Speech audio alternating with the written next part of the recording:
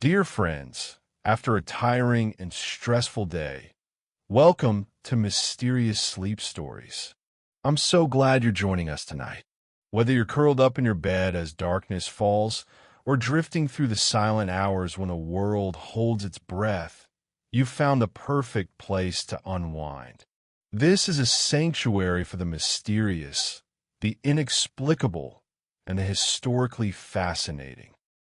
Here, we explore the shadows of our past, not with fear, but with wonder and curiosity, allowing these stories to gently transport you to the realm of dreams. Tonight's journey takes us to the summit of the Colorado Rocky Mountains, to the Stanley Hotel in Estes Park, Colorado, a magnificent Georgian Renaissance masterpiece that has stood guard over the mountains for over 115 years, a place where unexplained events have unfolded throughout history. This is no ordinary hotel. This is the place that inspired Stephen King to write one of the most terrifying novels of the 20th century. This is a building where the line between this world and what lies beyond seems remarkably, beautifully thin, with both guests and staff reporting unexplained encounters. But before delving into haunted encounters and mysterious events, before exploring the infamous room 217 or climbing the haunted staircase known as the Vortex, we need to understand how this magnificent building came into being. Every haunted place has a beginning, a moment of creation, and the origin story of the Stanley Hotel is as captivating as any ghost story that follows. So settle in, slow your breath, and let me transport you to 1903, a time when a dying man embarked on a desperate journey west, seeking not fortune, but simply one more chance to breathe the fine mountain air. The birth of a legend, F.O. Stanley's story. Freeland Oscar Stanley was not supposed to live to see the 20th century. In 1903, at the age of 54, this successful inventor and businessman received the diagnosis that terrified every family in the Victorian era: tuberculosis. The disease, known colloquially as consumption, because of how it seemed to consume its victims from within, was a death sentence. Stanley's doctors in Maine, where he lived with his twin brother Francis Edgar, gave him less than 6 months to live. They recommended he put his affairs in order and prepare for the inevitable.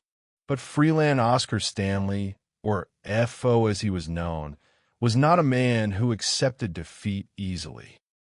Together with his brother Francis, he had co-founded the Stanley Motor Carriage Company, which produced the famous Stanley Steamer automobile, a steam-powered vehicle that represented the cutting edge of early automotive technology. He had helped revolutionize the photographic dry plate process. He was a man who saw problems and engineered solutions. And while he couldn't engineer his way out of tuberculosis, he could at least try the one treatment that offered any hope at all. Fresh, dry mountain air combined with sunlight and a nutritious diet. The medical wisdom of the day held that tuberculosis patients, called lungers in the parlance of the time, might find relief, possibly even cure, in the elevated, arid climates of the American West. Sanatoriums dotted the landscape from New Mexico to Colorado, filled with desperate souls hoping that altitude and dryness might succeed where medicine had failed. So in March of 1903, F.O. Stanley and his wife Flora said goodbye to their comfortable life in New England and traveled to Denver, Colorado. From Denver, on the recommendation of Dr. Sherman Grant Bonney, they made their way to Estes Park, a remote mountain valley nestled at an elevation of 7,522 feet above sea level. The journey from Denver to Estes Park in 1903 was an adventure in itself. There were no paved roads, only rough wagon tracks that wound precariously through the mountains. But F.O. Stanley was determined, and he had the perfect vehicle for the journey, one of his own Stanley steamer automobiles. Picture this moment, if you will. The year is 1903. Estes Park is barely more than a scattering of rough cabins and a handful of lodges catering to hunters and fishermen. The roads are little better than game trails, deeply rutted, prone to washouts, barely passable even for horse-drawn wagons. And into this wilderness comes a steam-powered automobile, hissing and chugging, piloted by a gaunt man with sunken cheeks and the pallor of impending death. The locals must have thought they were witnessing some sort of mechanical dragon invade their peaceful valley. Stanley's automobile was the first motor vehicle to make the journey to Estes Park, and his arrival caused quite a stir among the small community of ranchers, hunters, and summer visitors. But Stanley paid little attention to the sensation he created. He was focused entirely on survival, on drawing breath after struggling breath in the clean, pine-scented air of the Rocky Mountains. What happened next borders on the miraculous. Within weeks of his arrival, Stanley's health began to improve. Not slowly, not marginally, but dramatically. The color returned his cheeks. His strength came back. His cough, which had racked his body day and night, began to subside. By the end of that first summer in Estes Park, F.O. Stanley was a changed man. The doctors who had given him months to live would ultimately be proven spectacularly wrong. Stanley would live another 37 years, dying at the age of 91 in 1940, not from tuberculosis, but from a heart attack. Grateful for his recovery and enchanted by the raw beauty of Estes Valley, Stanley decided he would return every summer for the rest of his life. And he did. But there was a problem. Stanley and his wife Flora were accustomed to a certain level of comfort and sophistication. They had moved in the highest circles of East Coast society. They were patrons of the arts, supporters of cultural institutions, people who appreciated fine dining, classical music, and elegant surroundings. Estes Park in 1903 offered none of these things. The accommodations available were rustic at best. The lodges catered to sportsmen who spent their days fishing and hunting and didn't much care if their rooms were rough-hewn or their meals simple. There was no electricity, no running water in most buildings, certainly no telephone service. For entertainment, you could sit on a porch and watch the sunset. That was about it. For someone seeking wilderness adventure, Estes Park was paradise. For someone like Flora Stanley, accustomed to symphony halls and society gatherings, it was almost unbearably primitive. F.O. Stanley loved his wife deeply, and he had an inventor's instinct for seeing not what was, but what could be. Looking out over Estes Valley, he saw potential. He saw a place that could become a destination, a resort that would rival the great mountain hotels of the East Coast in Europe. He envisioned a grand hotel, a place where wealthy Easterners could come to enjoy the mountains in comfort and style. And crucially, he had the fortune to make his vision a reality. But before he could build his hotel, he needed land. The property he wanted, a prime piece of real estate with spectacular views of the valley and Long's Peak, belonged to a man with his own colorful history. Wyndham Thomas Wyndham Quinn, the fourth Earl of Dunraven and Mount Earl, an Irish nobleman who would become an important character in our story, though he would never see the hotel that rose on his former lands. Lord Dunraven had arrived in Estes Park in 1872, some 31 years before Stanley, ostensibly on a hunting expedition. Like many visitors, he fell in love with the valley. Unlike most visitors, he decided he wanted to own it, all of it. Dunraven had grand plans to create a private hunting preserve, a nobleman's playground where he could entertain his wealthy friends in pursuits they couldn't find in crowded, civilized Europe. There was a problem with Dunraven's plan. He was a foreigner. American homestead laws, designed to encourage Western settlement, prohibited foreigners from directly claiming land. But Dunraven was nothing if not resourceful, and he found a loophole. He hired American citizens, many of them from Denver who had never even seen Estes Park, to file homestead claims on parcels throughout the valley.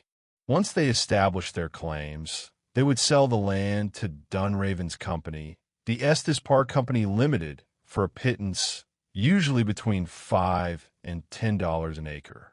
Through these legally questionable means, Dunraven managed to acquire control of approximately 15,000 acres, making him one of the largest foreign landholders in America. He built himself a hunting lodge, installed an overseer to manage his holdings, and for several years enjoyed his private paradise. But the scheme couldn't last. Local ranchers and settlers, furious at being shut out of prime grazing and farming land, began to challenge Dunraven's claims. Accusations of fraud surfaced. Legal challenges mounted. The Earl found himself increasingly unwelcome in the valley he'd tried to claim as his own. By 1880s, Dunraven had largely withdrawn from Estes Park, leaving management of his properties to others. He would eventually be forced to sell off most of his holdings. His reputation was so tarnished locally that when F.O. Stanley initially suggested naming his new hotel the Dunraven, 180 Estes Park residents signed a buckskin petition begging him to reconsider. Stanley wisely chose to name the hotel after himself instead. In 1907, Stanley approached Dunraven's representatives with an offer to purchase 160 acres of land on a hillside overlooking the valley. The location was perfect, elevated enough to provide commanding views of Long's Peak and the surrounding mountains, but accessible enough for the mountain wagons that would ferry guests up from the train station. The deal was concluded, and Stanley immediately began planning his masterpiece. He didn't just want to build a hotel. He wanted to build the infrastructure that would allow Estes Park to become a true resort destination. Working with local businessmen and the town's founder, he helped improve the rough wagon road that connected Estes Park to the railhead in Lyons, making the journey far less treacherous. He established the town's first bank. He built a power plant, a hydroelectric facility located several miles from the hotel site, that would provide electricity not just to his hotel, but to much of Estes Park. He installed water and sewer systems. F.O. Stanley wasn't just creating a business, he was building a community. The hotel itself would be a marvel. Stanley hired Denver architect T. Robert Weger, along with Henry Lord Cornwallis, Rogers, and contractor Frank Kirchhoff, to transform his vision into reality. The design they created was pure Georgian revival, a style that had experienced a resurgence in the early 20th century. Georgian revival architecture evoked the elegance of colonial American buildings, with their symmetrical facades, classical proportions, and refined details. It was a style that spoke of tradition, stability, and cultured taste, exactly the message Stanley wanted to convey to potential guests from the East Coast. Construction began in 1906. The scale of the project was enormous, especially given the remote location. All materials had to be hauled up from the railhead in Lyons by mule-drawn wagons. Lumber was harvested from the surrounding mountains, from areas that would later become part of Rocky Mountain National Park. Granite for the foundations was quarried locally from the Baldwin property near where Beaver Brook meets the Big Thompson River. Additional lumber came from suppliers as far away as Pine Bluff, Arkansas. The building would be steel-framed, a modern technique that provided strength and stability, sitting on foundations of random rubble granite.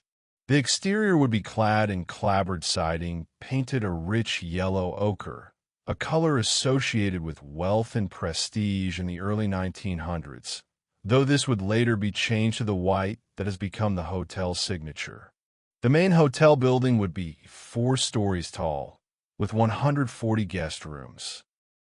But Stanley insisted on amenities that were unheard of in the Colorado mountains at that time.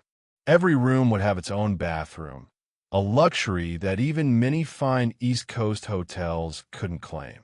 The hotel would have running water throughout, supplied by reservoirs built specifically for that purpose. There would be telephone service in the rooms. And most remarkably, the entire hotel would be electric, the first hotel in the world to have a fully electric kitchen. Remember, this was 1909. Electric lighting was still relatively novel in major cities, let alone in a remote mountain valley. Most hotels still relied on gas lamps or even candles for illumination. But Stanley's hydroelectric plant would power not just lights, but electric stoves, refrigerators, and all manner of appliances that most people had never even seen. Guests arriving at the Stanley would feel as though they had stepped into the future. The main hotel was complemented by additional buildings on the 160-acre campus. There was the concert hall, built as a gift from FO to Flora, who was an accomplished pianist. The concert hall was designed to resemble the Boston Symphony Hall, a venue the Stanleys knew well from their years in New England. It would host concerts, theatrical performances, and social gatherings, bringing a touch of cultured entertainment to the mountains. The building included a stage with a trapdoor for theatrical entrances and exits, and the lower level housed a Tulane bowling alley where guests could enjoy a game before or after the evening's concert. There was also the Manor House, completed in 1910, a scaled-down version of the main hotel, built at a 1-to-3 ratio. Unlike the main building, the Manor House was fully heated from the start, suggesting that Stanley may have had plans to keep it open year-round, turning Estes Park into a winter resort as well as a summer destination. However, Estes Park never developed the winter sports culture that made places like Aspen and Vail famous, and the Manor House, like the main hotel, would remain primarily a summer operation for decades. Today, it's known as the Lodge and serves as a bed and breakfast and brunch venue.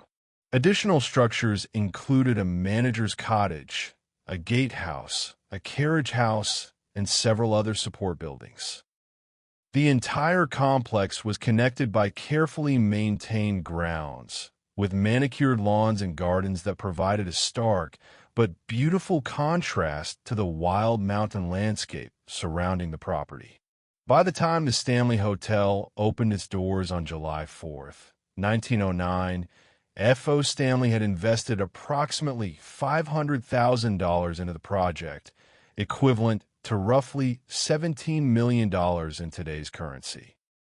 This was an enormous sum, and Stanley operated the hotel almost as a hobby rather than a purely commercial venture.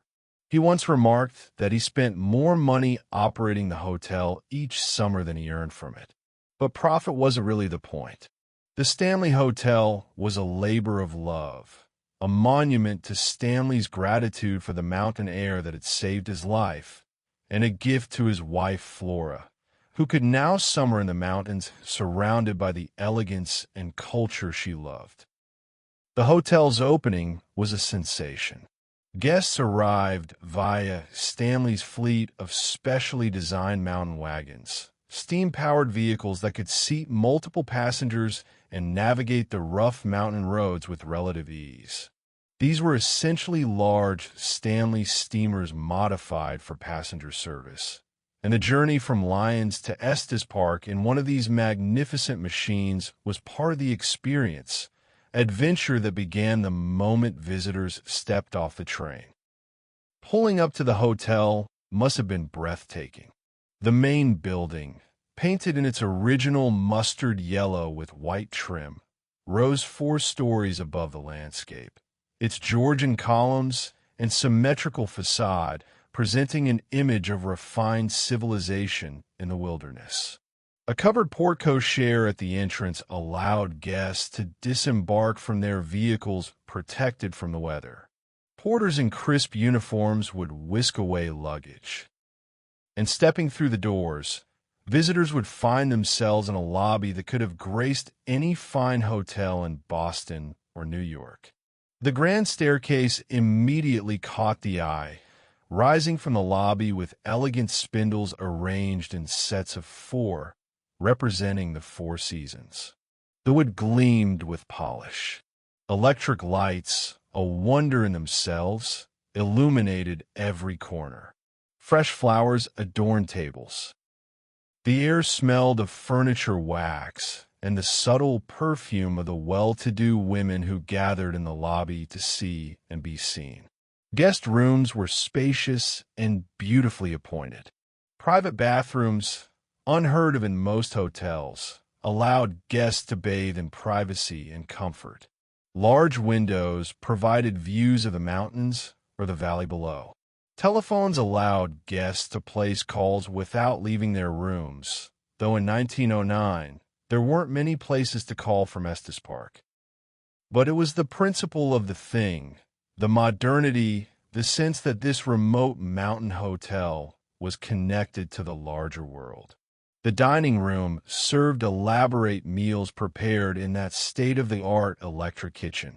Guests could enjoy Colorado trout caught fresh from nearby streams, beef from local ranches, vegetables from valley farms, all prepared and presented with skill that would satisfy the most demanding palates.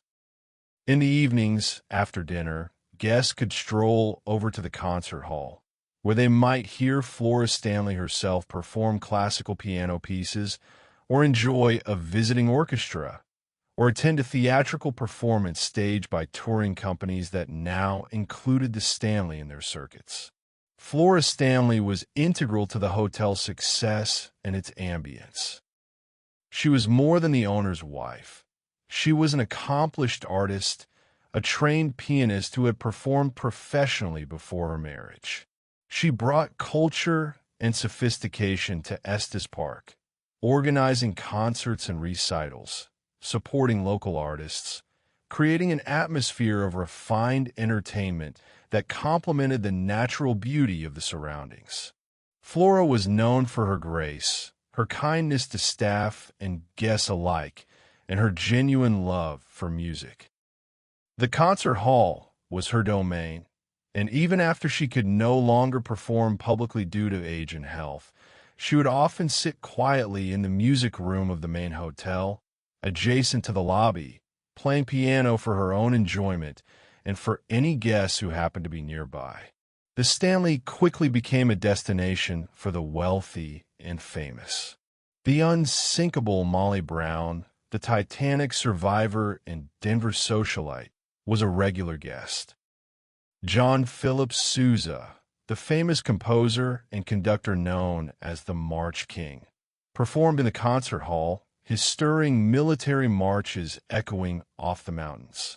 President Theodore Roosevelt visited. The Emperor and Empress of Japan would later stay at the Stanley. Writers, artists, industrialists, anyone who was anyone in American high society considers summer at the Stanley to be a badge of distinction.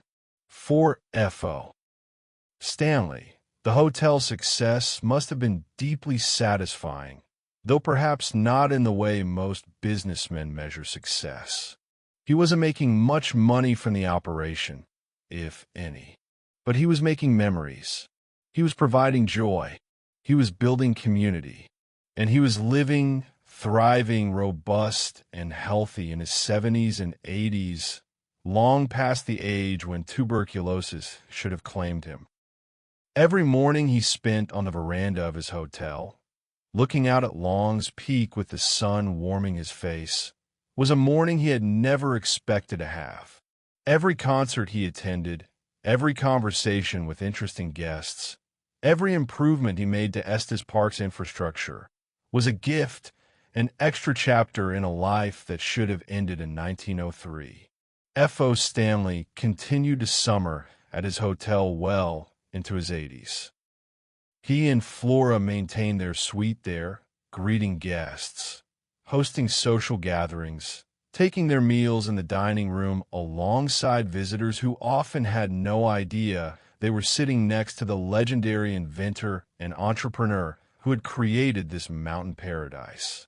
Stanley would often sit in his favorite rocking chair on the veranda, smoking his pipe, watching the world go by with the satisfaction of a man who had built something enduring.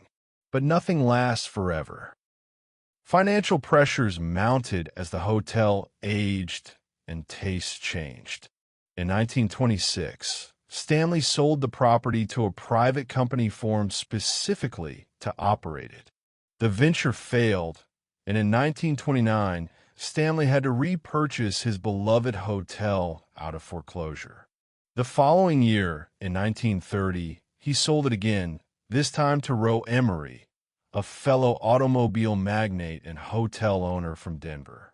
Stanley was 81 years old, and perhaps he simply didn't have the energy anymore to manage the property. But he continued to visit, continued to take lunch at the hotel, continued to sit in his rocking chair and watch the mountains. Flora Stanley passed away in 1939. F.O. followed her 1 year later, in 1940, dying of a heart attack in Newton, Massachusetts at the age of 91. The man who had been given 6 months to live in 1903 had survived another 37 years, long enough to see his hotel become an institution, long enough to watch Estes Park grow from a rough frontier town into a thriving tourist destination, long enough to witness the creation of Rocky Mountain National Park in 1915, a park whose existence owed much to Stanley's early promotion of the region.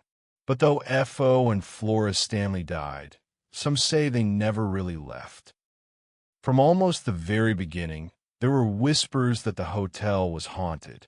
And after the Stanleys died, those whispers grew louder until they became the very reason many people visit the Stanley Hotel today. But we're getting ahead of ourselves. Before we can explore the hauntings, we need to understand the building itself, the physical space where so many inexplicable events would unfold.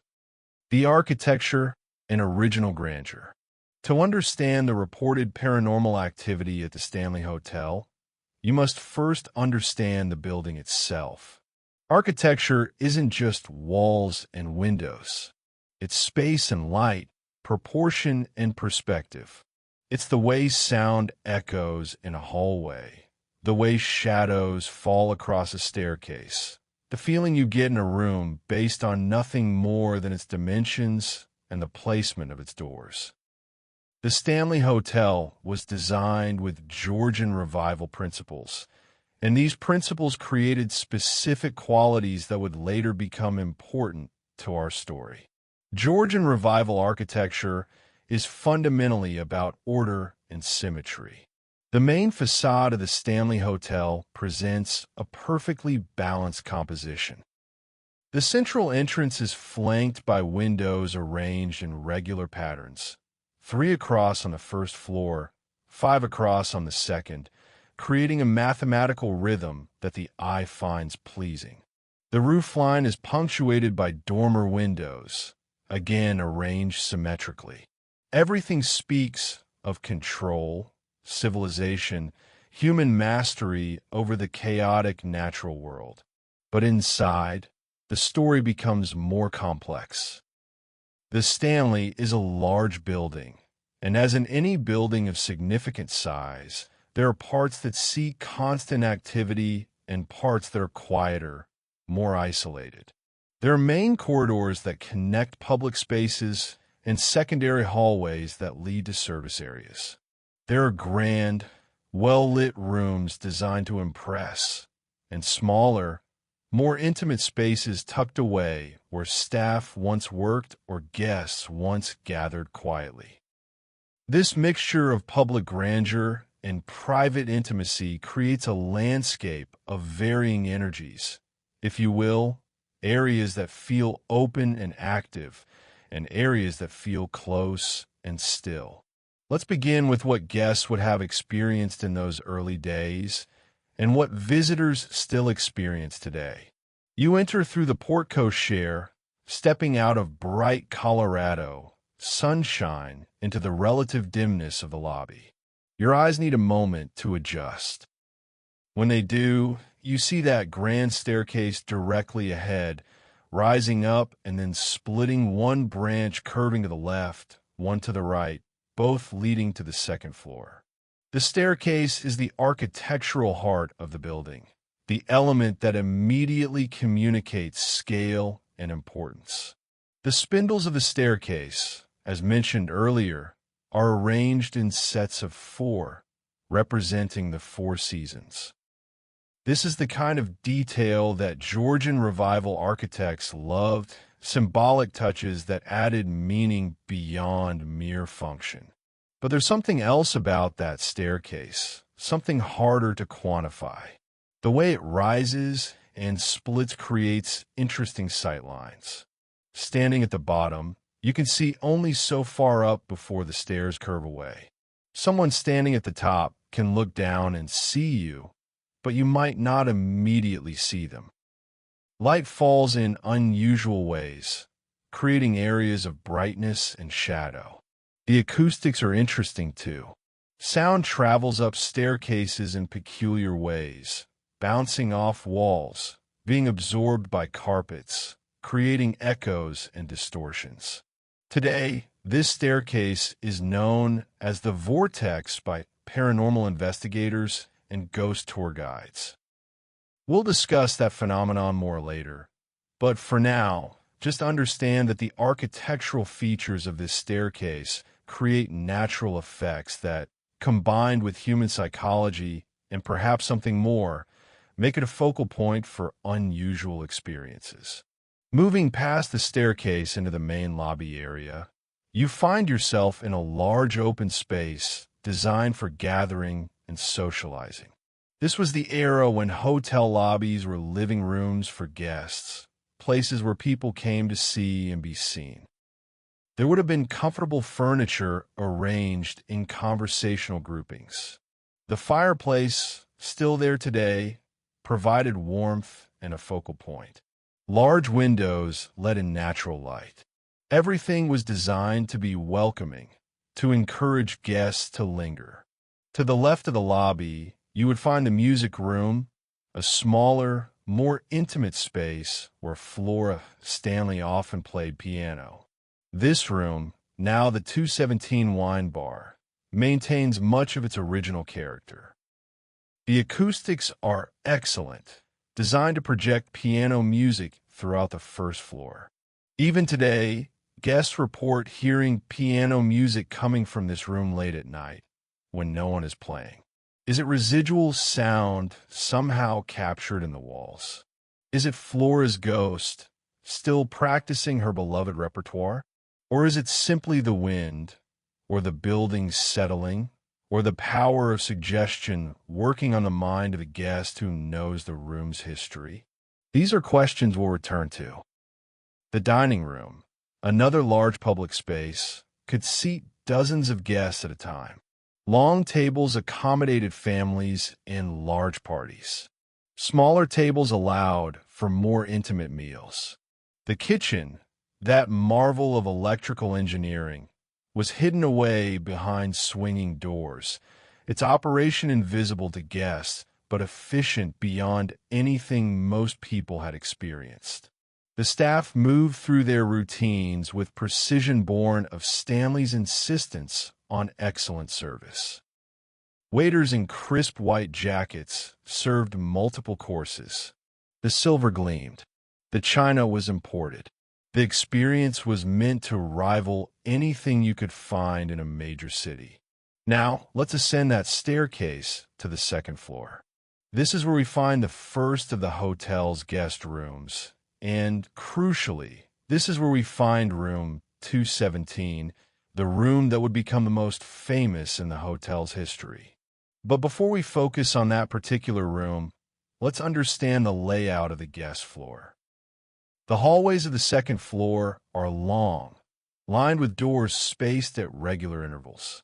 The ceilings are standard height for the era, perhaps 9 feet or so, high enough to feel spacious but not cavernous.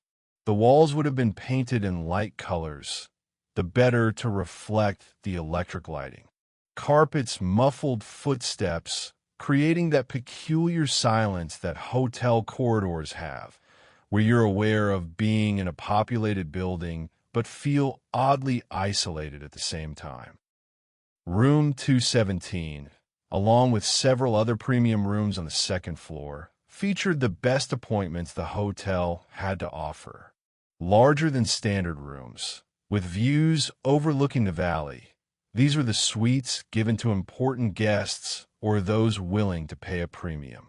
The rooms had the same high ceilings, large windows, private bathrooms, and electric lighting found throughout the hotel, but with extra space and extra attention to detail in the furnishings. The third and fourth floors follow a similar pattern, though the fourth floor has an interesting history. Originally, this entire floor was an open attic space, used for storage and as housing for female staff members, particularly the nannies who travel with wealthy families and needed accommodation separate from the family itself. Later, this space was converted into additional guest rooms, but the floor retains a different feel from the lower stories.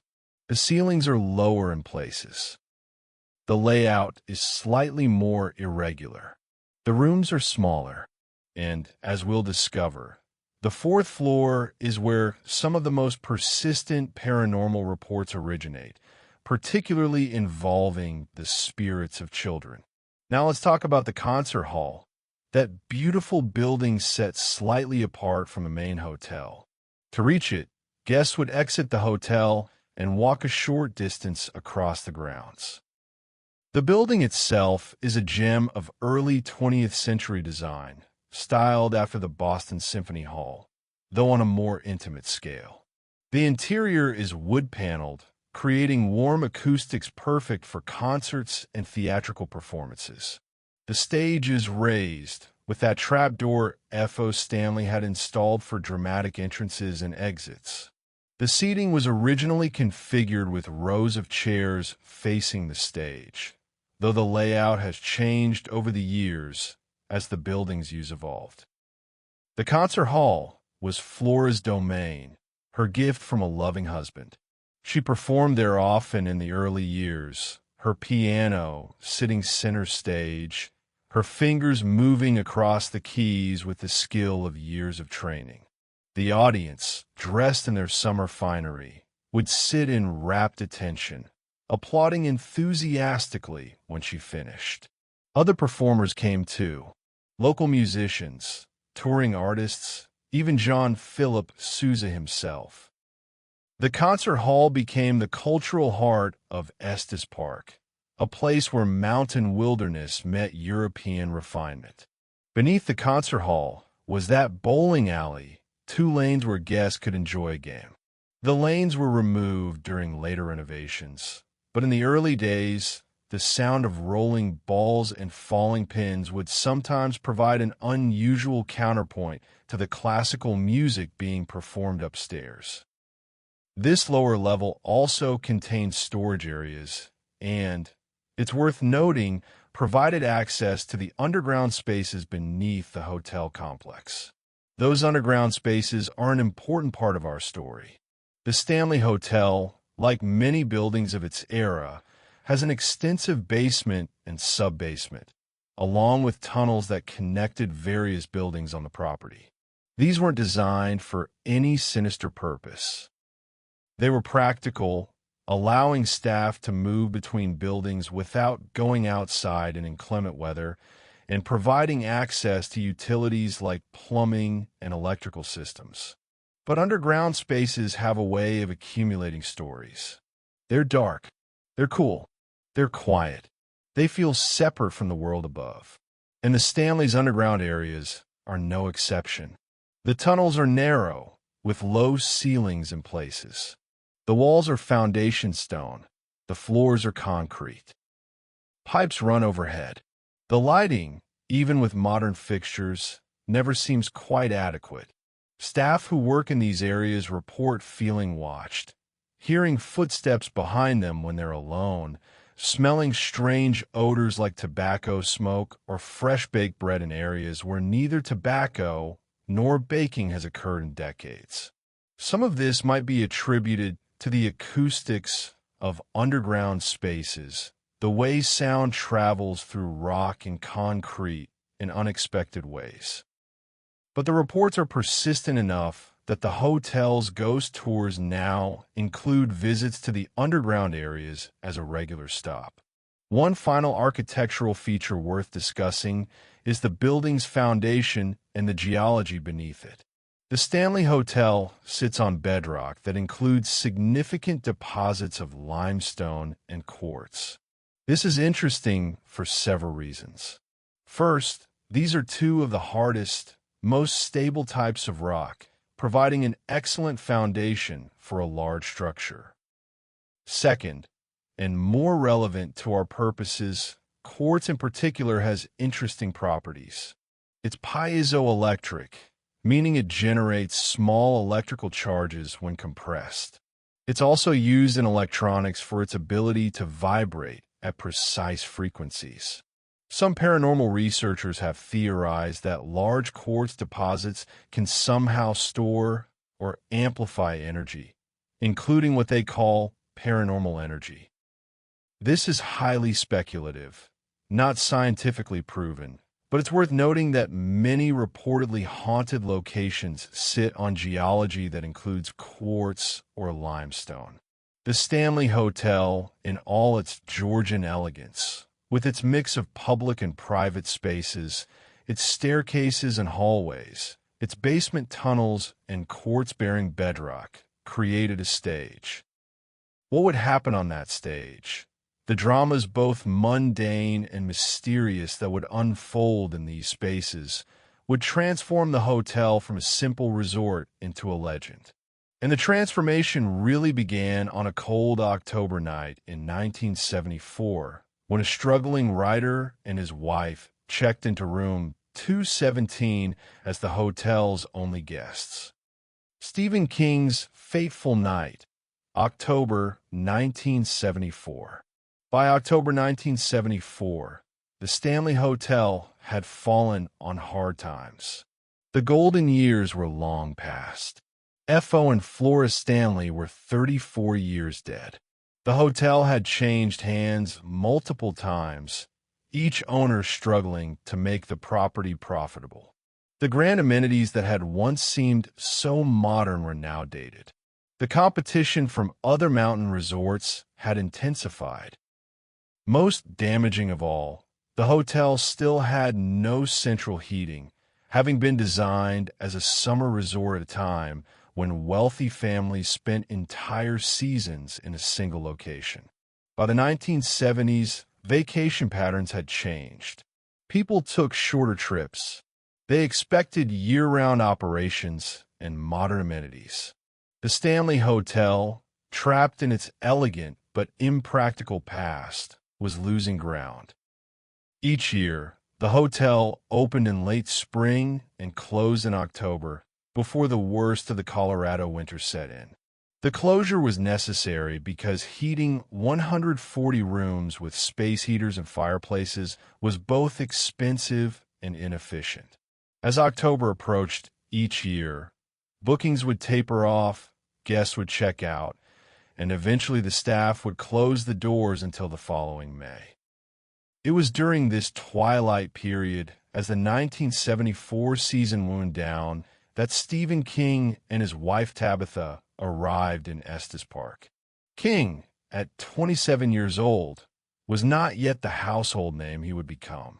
He had published his first novel, Carrie, earlier that year. It had done respectably well, particularly after securing a paperback deal that provided him with some financial breathing room for the first time in his adult life. But he was hardly a celebrity. He was a working writer, living in Boulder, Colorado, while teaching at the University of Colorado, trying to figure out his next book. King has told the story of that October night multiple times over the years, and while details vary slightly in different tellings, the core narrative remains consistent. He and Tabitha were looking for a place to get away for a night or two, a brief vacation before fall settled in.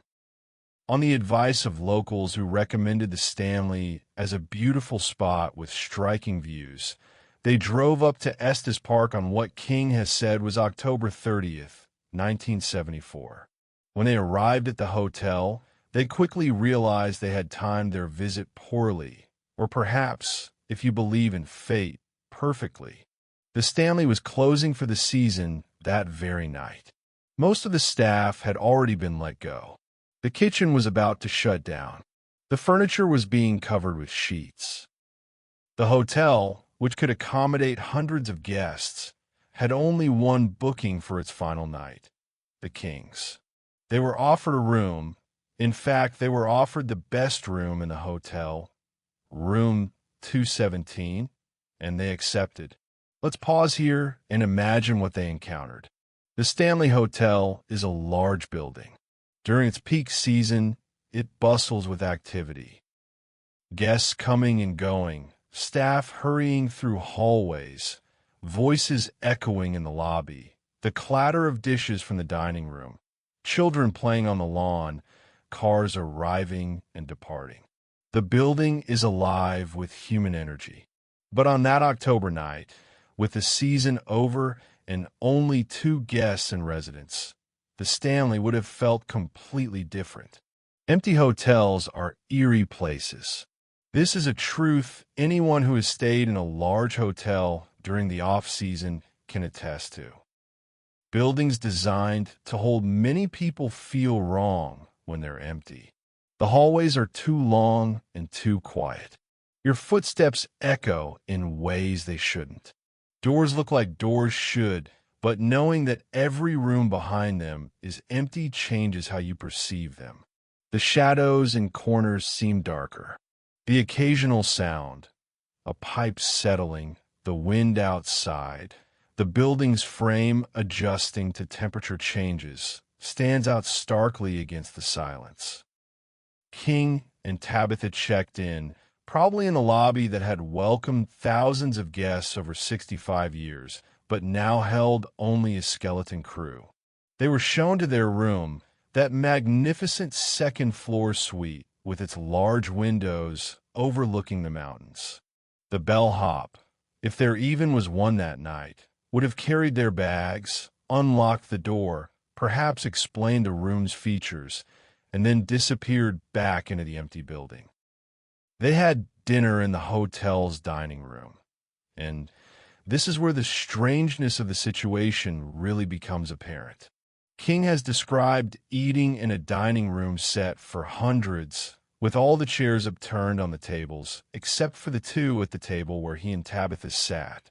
Canned orchestral music played through speakers, echoing in the vast, empty space. They were served by what few staff members remained, probably people who had been with the hotel for years and were staying through closing to help shut things down properly. Imagine being those staff members, serving dinner to the only 2 guests in a room designed for crowds, with the music playing because that's what protocol demanded, even though there was hardly anyone there to hear it. After dinner, Tabitha retired to room 217. She was tired from the drive and ready for bed. But King, who has always been a night owl, wasn't ready to sleep. This is where his accounts of the night become particularly interesting. He is described wandering the long, empty corridors of the hotel. Picture this: hallways lit by electric lights, doors on either side stretching away into the distance, absolute silence except for the sound of his own footsteps on the carpet. Every so often, a window looks out onto the darkness of the Colorado night. The mountains are invisible, just a deeper blackness against the black sky. King went to the hotel bar, where he ordered a drink from a bartender he later referred to as Grady. This detail is significant because it would later appear in The Shining, where the ghostly bartender is named Lloyd Grady. However, no one has been able to confirm that a bartender named Grady worked at the Stanley in 1974 or any other time. Some have suggested King conflated the name with another staff member or simply invented it as a placeholder that later stuck in his mind. But in his telling, he sat at the bar, had his drink, and talked with Grady in that empty bar room. Then he walked, up and down the hallways, past door after door after door, up staircases, along corridors. In his own words, he thought the hotel seemed like the perfect, maybe even the archetypal, setting for a ghost story. There is something about the emptiness, the history you could feel in the building, the sense that so many people had passed through these halls over the decades, leaving something of themselves behind. At some point during his wandering, King later claimed he saw children. This detail has become somewhat controversial because he and Tabitha were supposedly the only guests in the hotel. Were there staff members' children present? Did he see ghostly children? Or did his writer's imagination, already spinning the threads of a story, conjure the image that would later become crucial to his novel? King himself has given different explanations at different times. Eventually, he returned to room 217. Tabitha was asleep. King used the bathroom, and this is where the pivotal moment of the night occurred. There was a fire hose in the hallway outside their room, coiled in a glass case mounted on the wall, standard safety equipment in any large building of that era. King noticed it on his way into the bathroom, and when he finally laid down to sleep, after exploring the empty hotel and drinking in its strange atmosphere, he had a nightmare. In the nightmare, his 3-year-old son Joe was running down one of those endless hotel corridors, screaming, looking back over his shoulder in terror. Chasing him was something King's mind had transformed from the innocuous fire hose he'd seen in the hallway. In the dream, the hose had come alive, had detached itself from its mounting, and was pursuing his son like a snake, like some malevolent predator bent on strangling the child.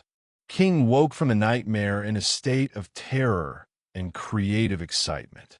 He got up, lit a cigarette, and stood at the window of room 217, looking out into the darkness, looking at the invisible mountains. And by the time he finished that cigarette, he had the complete outline of The Shining in his mind.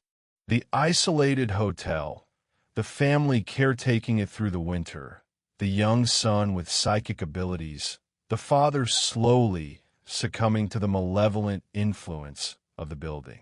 All of it came to him in that moment, inspired by the nightmare, yes, but also by the entire experience of that strange October night. By morning, the Kings checked out of what was probably the Stanley Hotel's last occupied room of the 1974 season. The staff began their winter shutdown procedures. The doors were locked, the utilities were minimized to prevent freezing pipes, and the hotel settled into its winter hibernation. Tabitha and Stephen King drove back to Boulder and then to their home in Maine. And King began writing. The Shining was published in 1977, 3 years after that October night. It was King's third published novel and his first hardcover bestseller. The book told the story of the Torrance family, Jack, Wendy, and their son Danny, who become winter caretakers of the Overlook Hotel, a grand resort in the Colorado Rockies. Jack is a recovering alcoholic, and struggling writer. Danny possesses the shining, a psychic ability that allows him to see past horrors and future events. As winter closes in, Jack falls under the influence of the hotel's dark history and the ghosts that haunt it.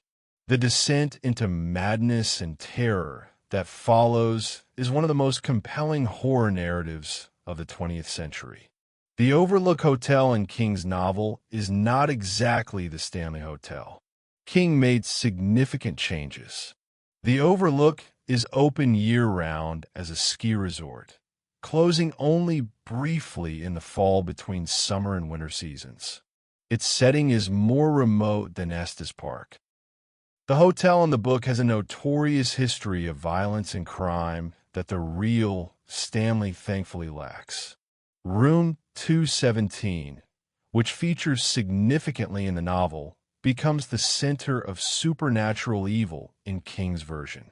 And there are other differences in layout, in architecture, in specific ghost stories. But the bones of the Stanley are there in the Overlook. The isolation, the long hallways, the sense of history weighing on the present, the ballroom where ghostly parties replay themselves. The idea that a building could be more than just a building, that it could absorb the emotions and energies of everyone who had ever stayed there, could become, in essence, alive. King has been clear in interviews that the Stanley Hotel inspired The Shining. He saw it as the perfect canvas for a ghost story. But here's where things get interesting, and where the line between King's fiction and the Stanley's reality becomes blurred. Because while King was writing his novel in 1976 and 1977, the Stanley Hotel was continuing its existence, hosting guests each summer, closing each winter.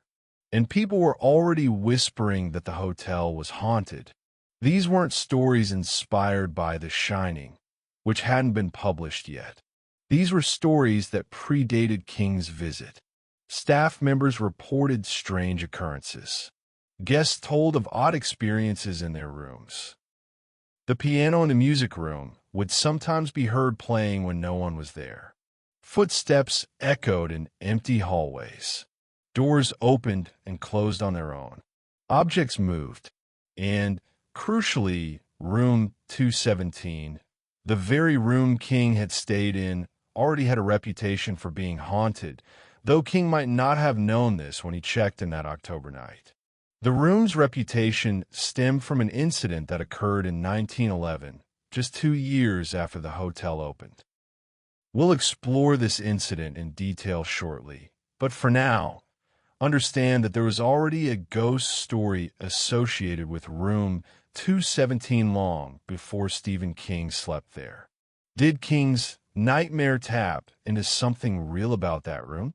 Did the combination of the hotel's emptiness, his own creative imagination, and perhaps some genuine paranormal energy create that nightmare? Or is it all just coincidence, a writer's imagination sparked by an unusual experience?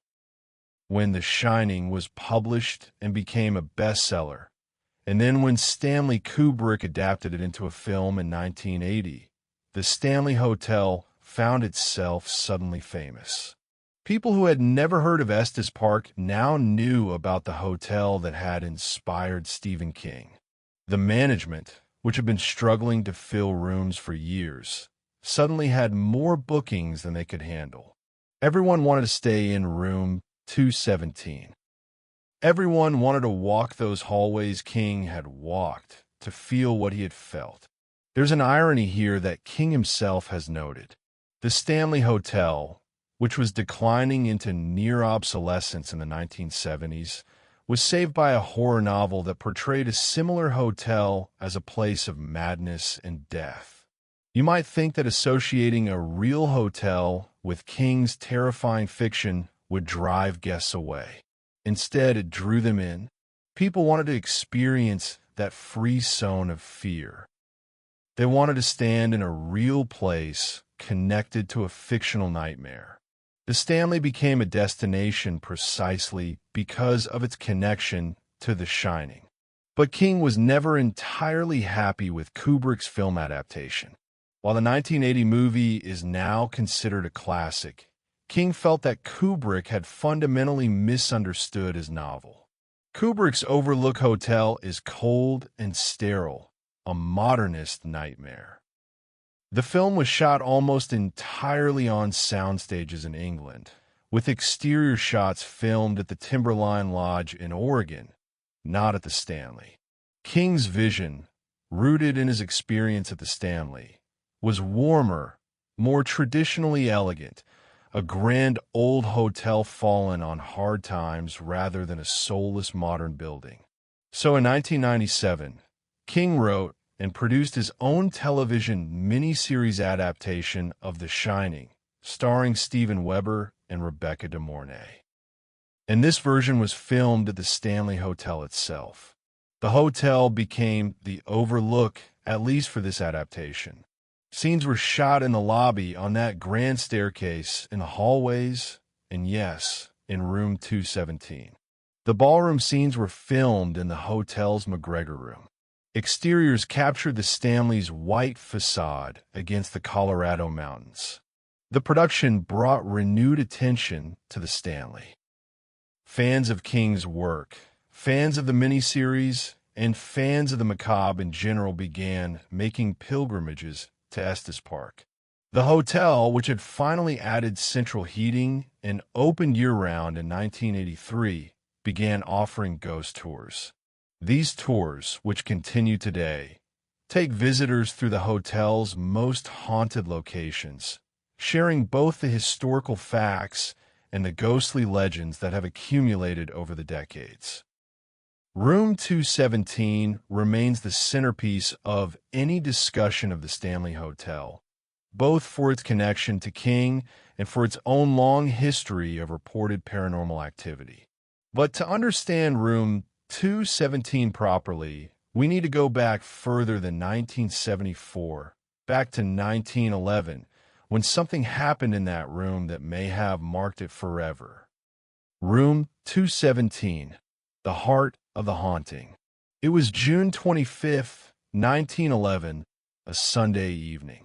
The Stanley Hotel, only 2 years old, was in the middle of its second summer season. The hotel was full of guests enjoying the mountain air and the resort's amenities. A storm had rolled in that afternoon, typical for Colorado summers, bringing lightning, thunder, and heavy rain. In those days, the hotel's electrical system was supplemented by gas lighting, acetylene lamps that could be lit when needed. FO. Stanley was a careful man who valued safety, and when the storm knocked out electrical power to part of the hotel, he made the decision to have gas lanterns lit in key areas to provide light until power could be restored. One of the people responsible for lighting these lanterns was Elizabeth Wilson, the hotel's head housekeeper. Wilson was a valued employee, known for her efficiency and her dedication to maintaining the Stanley's high standards. She had worked at the hotel since its opening and knew every room, every hallway, every corner of the building. That evening, she was making her rounds, lighting the acetylene lanterns in guest rooms that had lost power. She came to room 217 on the second floor. Like all the rooms, it was occupied that night. She knocked, received permission to enter, and let herself in with her master key. The room was dark. She could hear the storm raging outside, rain against the windows, wind howling around the building. She moved to light the acetylene lantern that stood on a table in the room. What Elizabeth Wilson didn't know, couldn't have known, was that there was a gas leak in the room. Somewhere in the building's 2-year-old gas piping system, a connection had failed or a valve had been left partially open. Acetylene gas, which is colorless and has a distinctive garlic-like odor that may have been masked by the storm, had been seeping into room 217, accumulating near the floor, filling the room with an invisible, highly flammable cloud. When Wilson struck the match to light the lantern, the accumulated gas ignited. The explosion was tremendous. Witnesses throughout the hotel reported hearing what sounded like thunder inside the building, a boom that shook the walls and rattled windows. In room 217, the force of the explosion blew out the windows. Fire flashed through the space. The floor, weakened by the blast, gave way, and Elizabeth Wilson fell through the collapsing floor into the McGregor dining room directly below. Staff and guests rushed to the scene. They found the dining room ceiling collapsed, debris everywhere, and in the midst of the wreckage, Elizabeth Wilson, alive but severely injured. The explosion had broken both her ankles. She had burns on her hands and face. She was in shock, probably in tremendous pain, but she was conscious.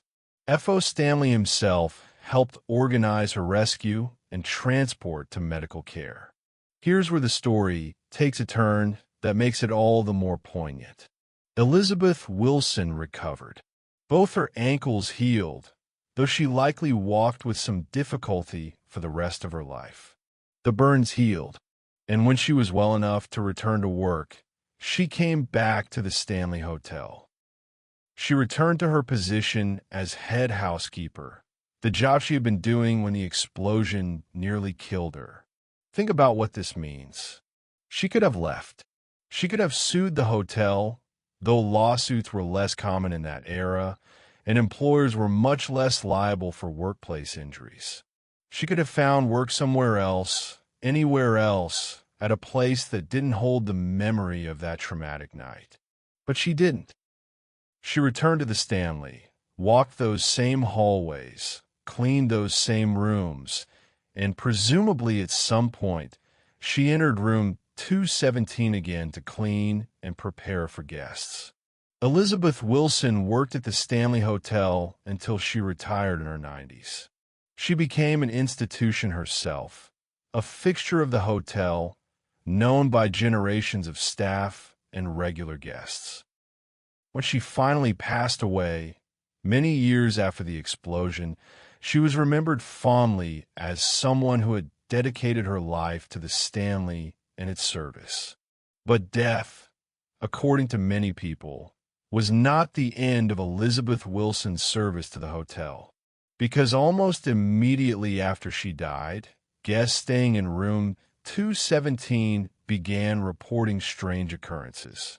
These reports have continued with remarkable consistency from that time until today. The most common experience reported by guests in room 217 involves their belongings. They check into the room, unpack their suitcases, arrange their clothes in drawers and closets, leave their toiletries in the bathroom. When they return to the room later, after dinner or a day of sightseeing, they find things have changed. Clothes are neatly folded that they had left unfolded. Items are moved from where they have been left. Suitcases are packed or partially packed. Toiletries are lined up in order. At first glance, you might think housekeeping had been through the room. But guests who specifically inquire are told that housekeeping doesn't enter occupied rooms without permission and certainly doesn't unpack or repack guest belongings. The housekeeping staff, when asked, often know exactly what happened.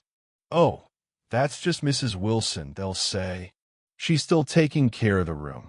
Other experiences in room 217 are more overtly unsettling.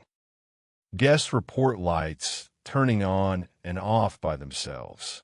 Some wake in the night to find the bathroom light on, though they're certain they turn it off before bed. The light switch, when they check it, is in the on position, as if someone had flipped it manually. Objects move on their own. A guest sets their glasses on the nightstand before bed. In the morning, the glasses are on the dresser across the room. A book is moved from one surface to another. Small items, a watch, a phone, car keys disappear and then reappear in different locations. The bed itself is a frequent site of activity. Guests report feeling the mattress depress, as if someone had sat down on the edge of the bed, but when they look, no one is there. Some describe feeling tucked in, the covers being pulled up and smoothed as if by invisible hands. This is particularly disconcerting, but also, in a strange way, comforting. If it is Mrs. Wilson's spirit, she seems to be continuing her role as a caretaker, someone who ensures guests are comfortable. There's another aspect to the room 217 phenomena that has been reported consistently enough to merit mention, though it's more controversial. Some couples who have checked into room 217 unmarried have reported feeling a distinct coldness between them in bed, as if an invisible presence had inserted itself between them, pushing them apart. In the morning, these couples sometimes find that one person's belongings, usually the man's, have been packed and placed by the door, as if someone is suggesting he should leave. The interpretation that paranormal enthusiasts have put on this is that Mrs. Wilson, who lived in an era of very strict moral codes, disapproves of unmarried couples sharing a room and is making her feelings known. Whether you believe this or not, it's a persistent part of the room 217 legend, and enough people have reported similar experiences that it can't be easily dismissed as a single person's imagination. The room has been investigated by numerous paranormal research teams over the years. Equipment has recorded temperature fluctuations, unusual electromagnetic field readings, and electronic voice phenomena. Some investigators report feeling watched in the room. Others describe a sense of calm, almost maternal presence. The experiences vary, but room 217 is consistently active, making it one of the most investigated haunted hotel rooms in America. In 2003, perhaps the most famous incident involving room 217 occurred, though it's one the hotel itself has never officially confirmed in detail. Jim Carrey, the famous comedian actor, was staying at the Stanley Hotel while filming Dumb and Dumber. Production had chosen the Stanley for several scenes, and Carrey, familiar with the hotel's haunted reputation and its connection to The Shining, specifically requested to stay in room 217. According to various reports, Carrey checked into the room in the evening. He planned to spend the night there, perhaps hoping for a ghostly experience he could later discuss in interviews. What exactly happened that night, Carrey has never publicly discussed in detail.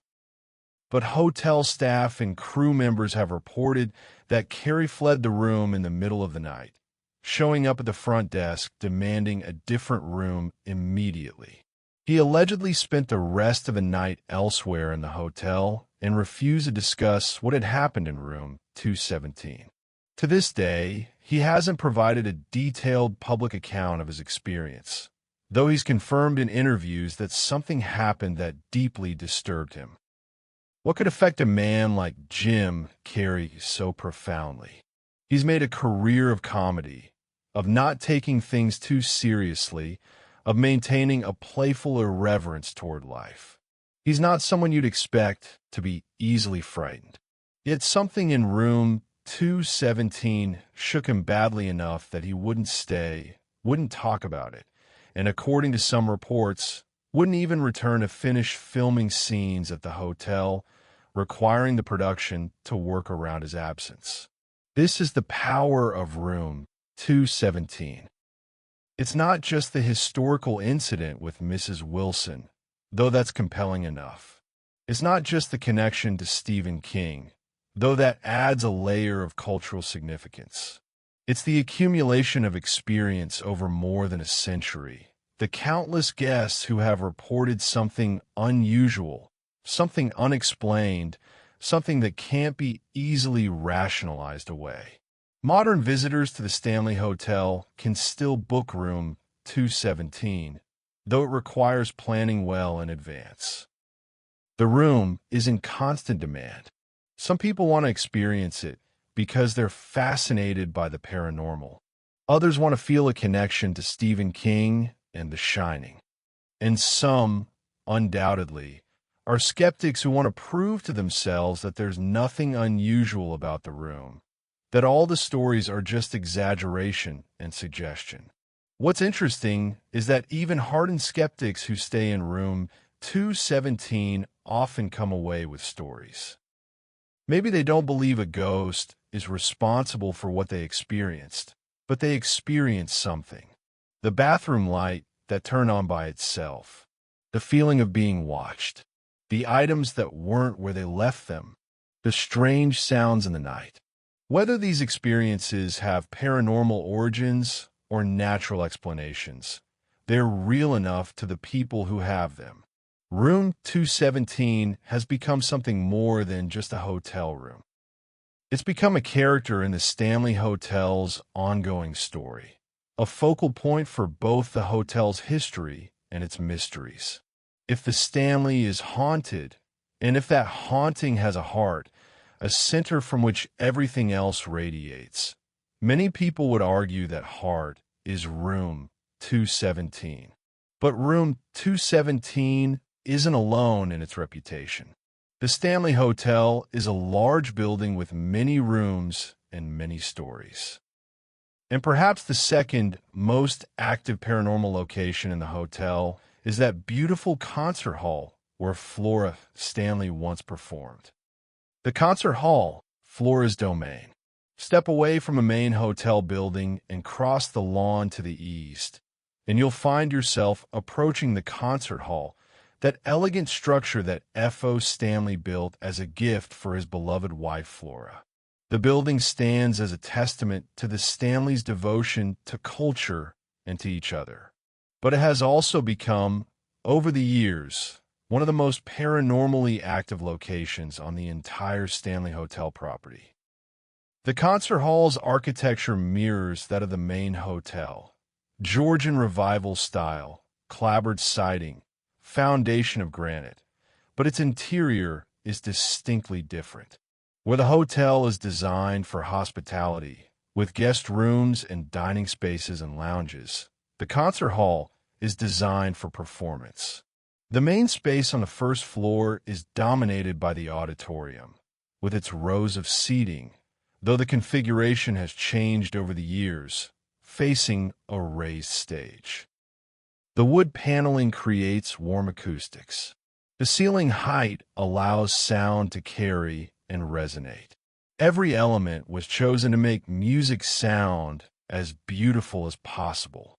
The stage itself features that intriguing trapdoor, a theatrical convention that allows performers to enter or exit dramatically, appearing or disappearing as if by magic.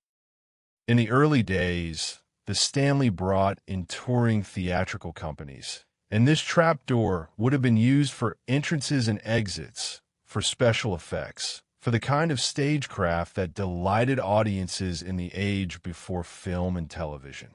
Today, the trapdoor is still there, still functional, and according to some people, still used, though perhaps not by living performers. The lower level of the concert hall once housed that two-lane bowling alley where guests could enjoy a game. The lanes themselves have been removed, but the space remains, part of the building's lower level along with storage areas and utility spaces. This lower level connects to the underground tunnel system that runs beneath portions of the Stanley Hotel property. These tunnels were originally service corridors, allowing staff to move between buildings without going outside. They also housed utility lines, water pipes, electrical conduits, the mechanical infrastructure that kept the hotel running.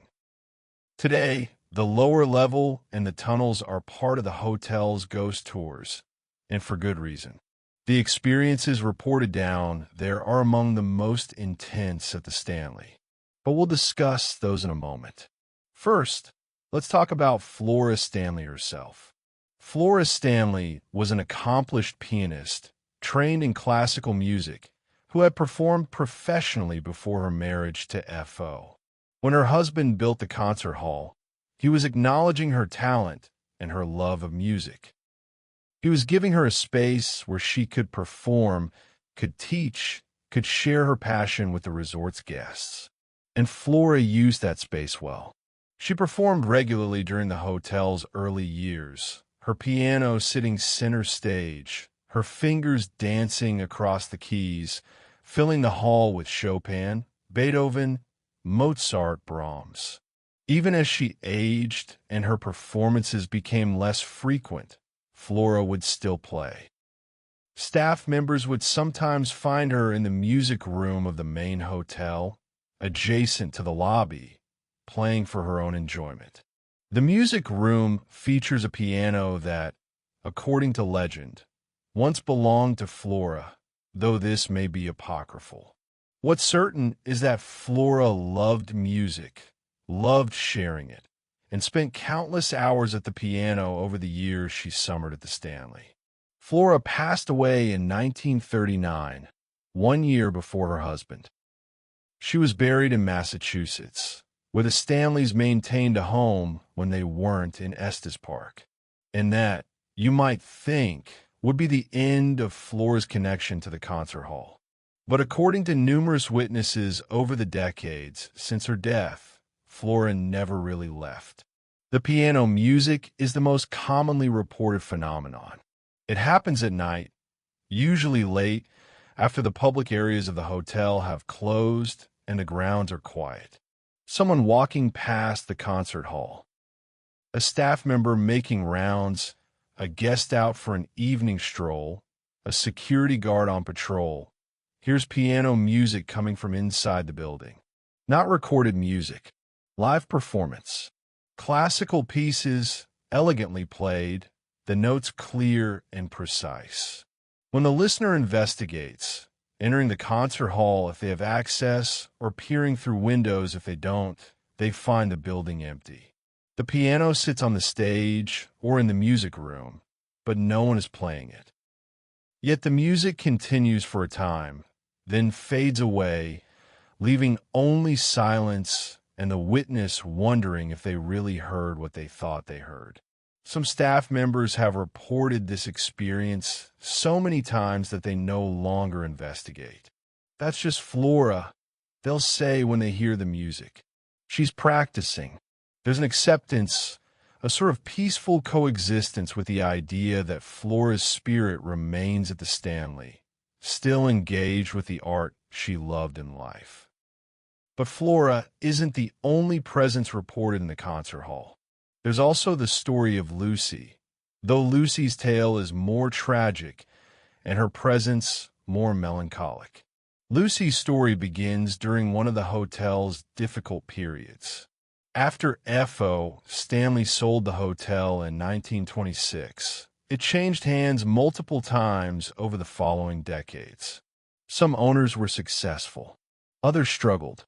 The hotel fell into disrepair at various points, unable to attract enough guests to maintain its expensive operations. By the 1970s, when Stephen King visited, the Stanley was on the verge of collapse, both literally and figuratively. During one of these difficult periods, according to local legend, a homeless woman found her way into the concert hall. The building had a hole in the roof, the result of delayed maintenance and Colorado's harsh weather. Through this hole, the woman, whom history knows only as Lucy, climbed or fell into the building. She found shelter there in the lower level of the concert hall, where she could hide from view and find some protection from the elements. How long Lucy lived in the concert hall is unknown. Days, weeks? She presumably scavenged food from somewhere, maybe from the hotel's kitchens or dumpsters when the building was operational, maybe from town. She slept in one of the lower rooms, perhaps the old bowling alley area, perhaps in a storage room. She lived invisibly, a ghost before she became one. The end of Lucy's story is heartbreaking. When winter came and the hotel closed for the season, Lucy had nowhere else to go.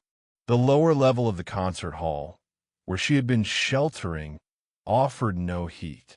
As temperatures dropped and Colorado's winter set in, Lucy froze to death alone in the darkness, her body not discovered until spring when preparations began for the hotel's reopening.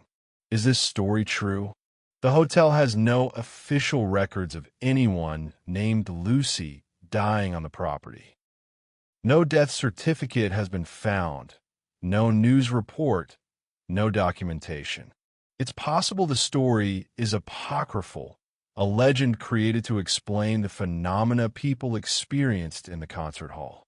But it's also possible that Lucy was so marginalized in life, homeless, alone, invisible to society, that her death went unrecorded, just another statistic, if that, in the harsh realities of poverty and homelessness. True or not, Lucy's story has become part of the concert hall's lore. And the phenomena reported there are consistent with the legend. People describe feeling suddenly cold in certain spots, even when the heating is on. They smell strange odors, sometimes a musty smell like unwashed clothing, sometimes other scents that don't belong. They feel a presence, usually described as sad rather than threatening, as if someone is there who wants to be acknowledged but doesn't know how to communicate. The door to the room where Lucy supposedly lived opens and closes on its own. This happens frequently enough that staff members have stopped being surprised by it.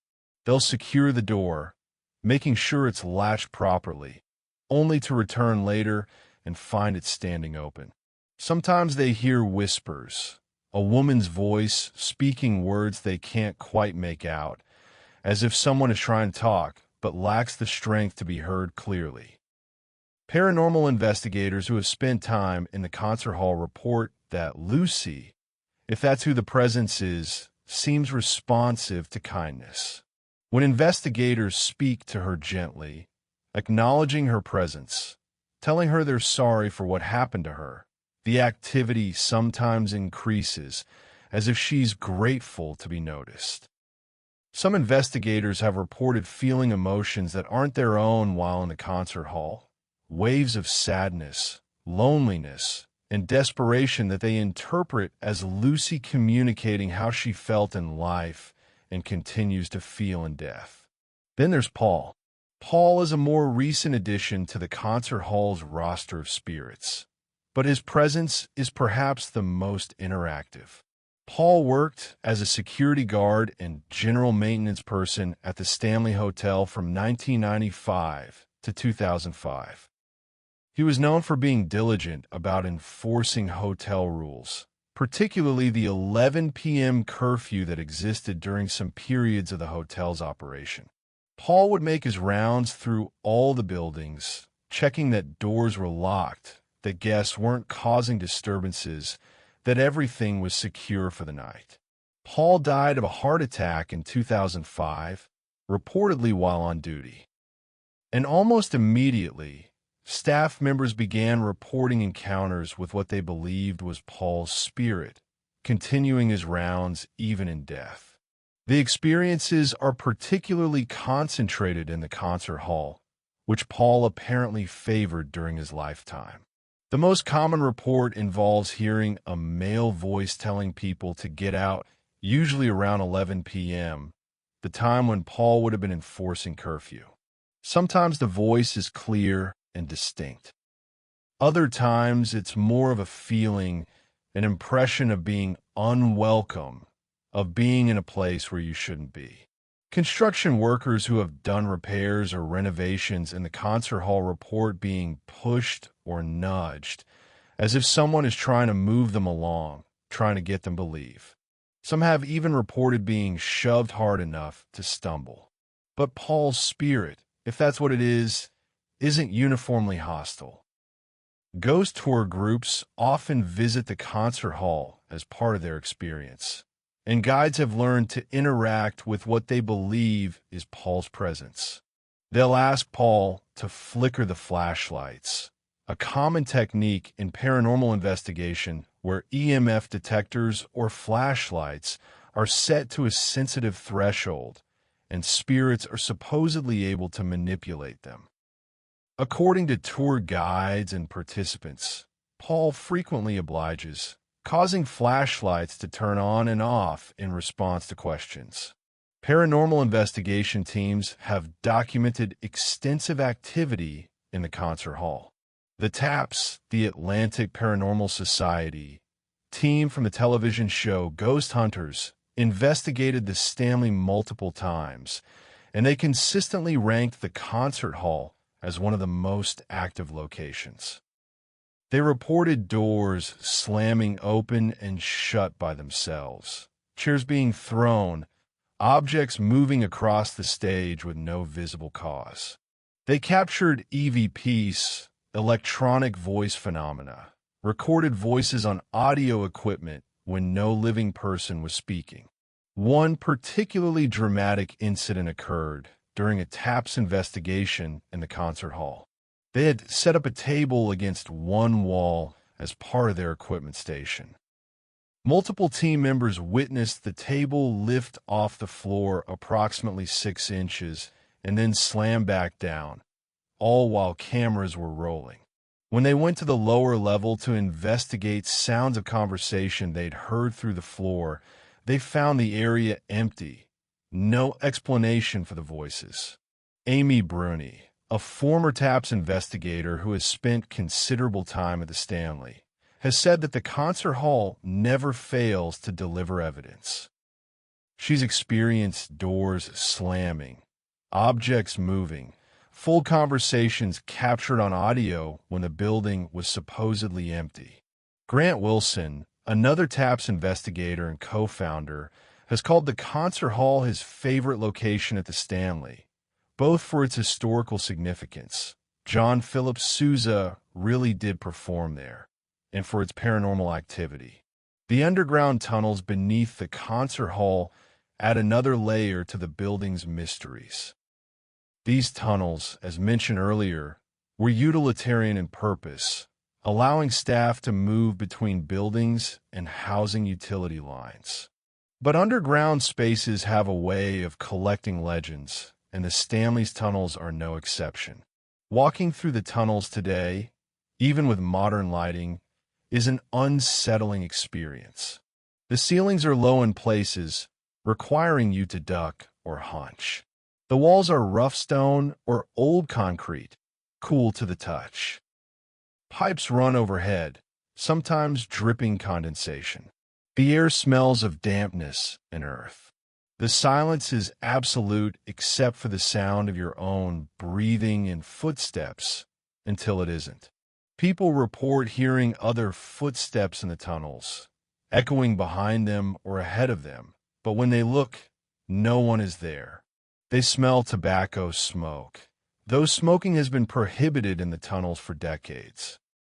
They smell baking bread, a particularly incongruous scent in a utility tunnel, but one that makes sense if you consider that the tunnels connected to the hotel's kitchen area in the early days, and the smell might be some sort of residual imprint from times when fresh bread was baked daily on the premises.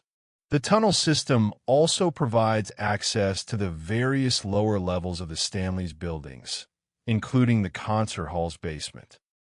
This is where the bowling alley once was, where Lucy supposedly sheltered, where Paul might have made his rounds. The combination of the tunnels and the concert hall's lower level creates an extensive underground area that has become central to the Stanley's paranormal reputation. Ghost tours regularly take visitors down into these spaces. The tours are popular, but not for everyone. Some people find the underground areas too claustrophobic. Others become genuinely frightened, reporting feelings of being watched, followed, or even touched by unseen presences. Tour guides tell stories of guests who have had to leave the underground areas quickly, overcome by panic or by sensations they couldn't explain. But what does all this mean? Is the concert hall really haunted by Flora Stanley, gently playing her beloved piano for an audience of spirits? Is Lucy down there in the darkness, still cold, still sad, still seeking the warmth and comfort she never found in life? Is Paul making his rounds, enforcing rules even death hasn't released him from? Or is the concert hall simply a building with good acoustics, unusual air currents, and a history that primes people to interpret normal sensory experiences as paranormal? The concert hall doesn't provide easy answers. It simply stands there, white clabbered against the Colorado sky, its windows dark when the sun sets, its interior waiting in silence, waiting for the next performance, the next visitor, the next person who might hear piano music where no living person plays, or feel a presence in the darkness that shouldn't be there, but somehow is. And if you're very quiet, very still, very open to the possibility, you might hear it too. Flora's piano, Lucy's whispers, Paul's footsteps. The three spirits of the concert hall, each trapped in their own way, each continuing whatever purpose bound them to this place in life and won't release them in death. The fourth floor, children's territory. If you take that grand staircase in the Stanley Hotel lobby all the way up, past the second floor with its famous room 217, past the third floor with its more standard guest accommodations, you'll reach the fourth floor. And it's here at the top of the building that the Stanley's paranormal activity takes on a different character. The spirits reported on other floors are adults. Mrs. Wilson tending to room 217 FO. Stanley in his lobby and billiard room. Flora at her piano. Lucy in the concert hall. But on the fourth floor, the presences are younger. Much younger. The fourth floor has a unique history that helps explain why it would be associated with children. When the hotel first opened, this entire level was a cavernous attic space, essentially one large room under the roof. It wasn't initially designed as guest accommodation. Instead, it served as storage and as housing for some of the hotel's staff, particularly young female employees who needed lodging during the summer season.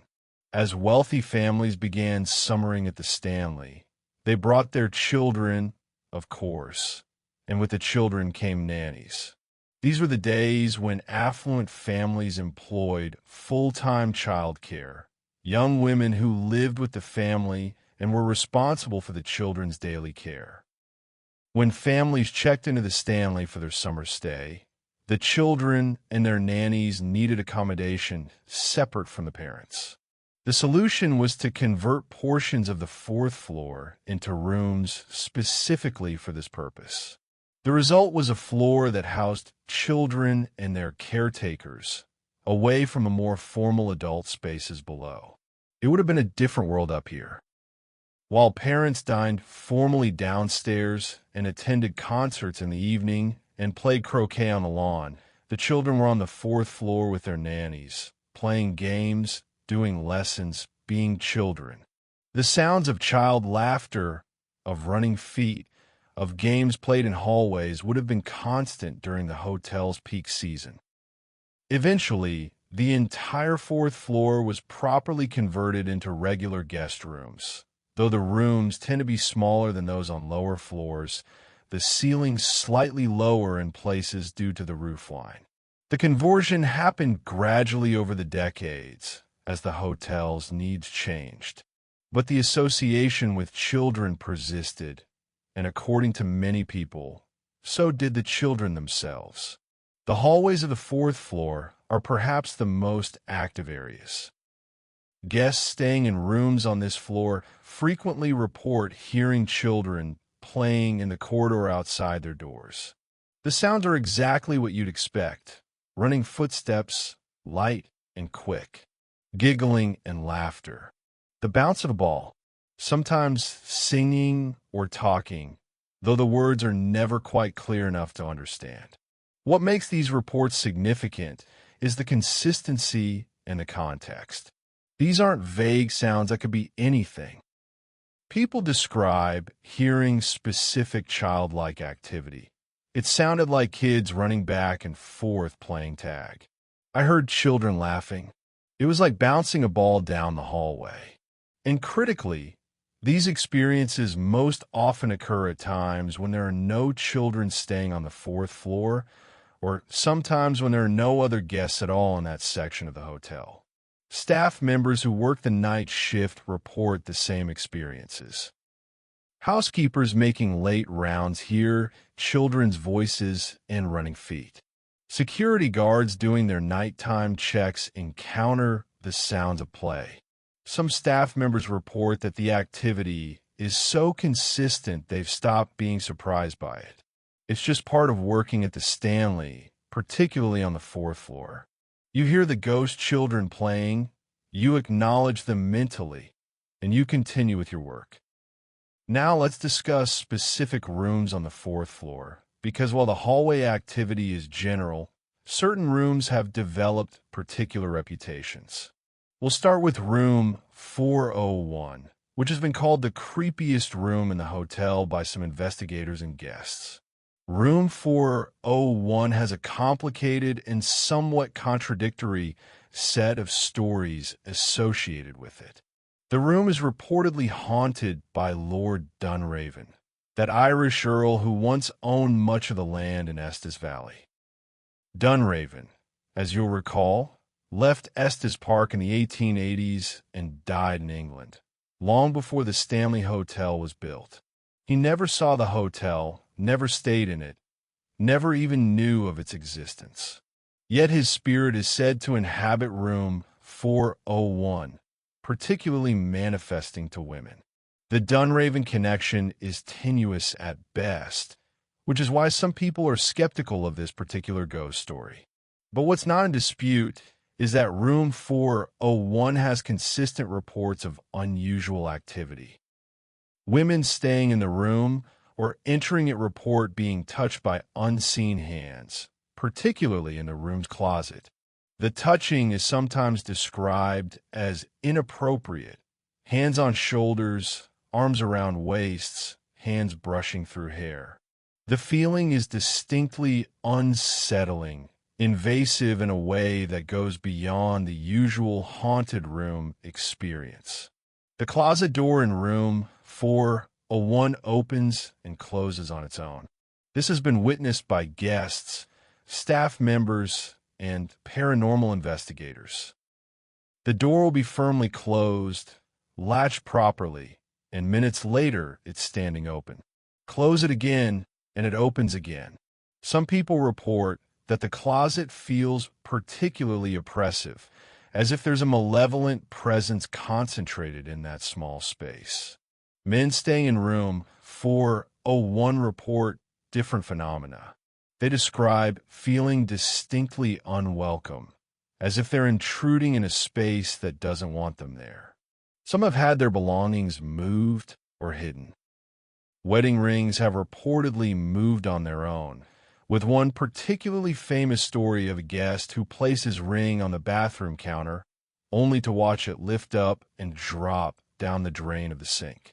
The TAPS team from Ghost Hunters investigated room 401 and came away with some of their most compelling evidence. Jason Hawes, one of the team's founders, was sleeping in the room when he was awakened by the closet door opening on its own. He got up, closed the door, made sure it was properly latched, and went back to bed. The door opened again. He set up a camera pointing at the door, and sure enough, the door opened again with no one touching it. This was captured on video and shown on their episode about the Stanley Hotel.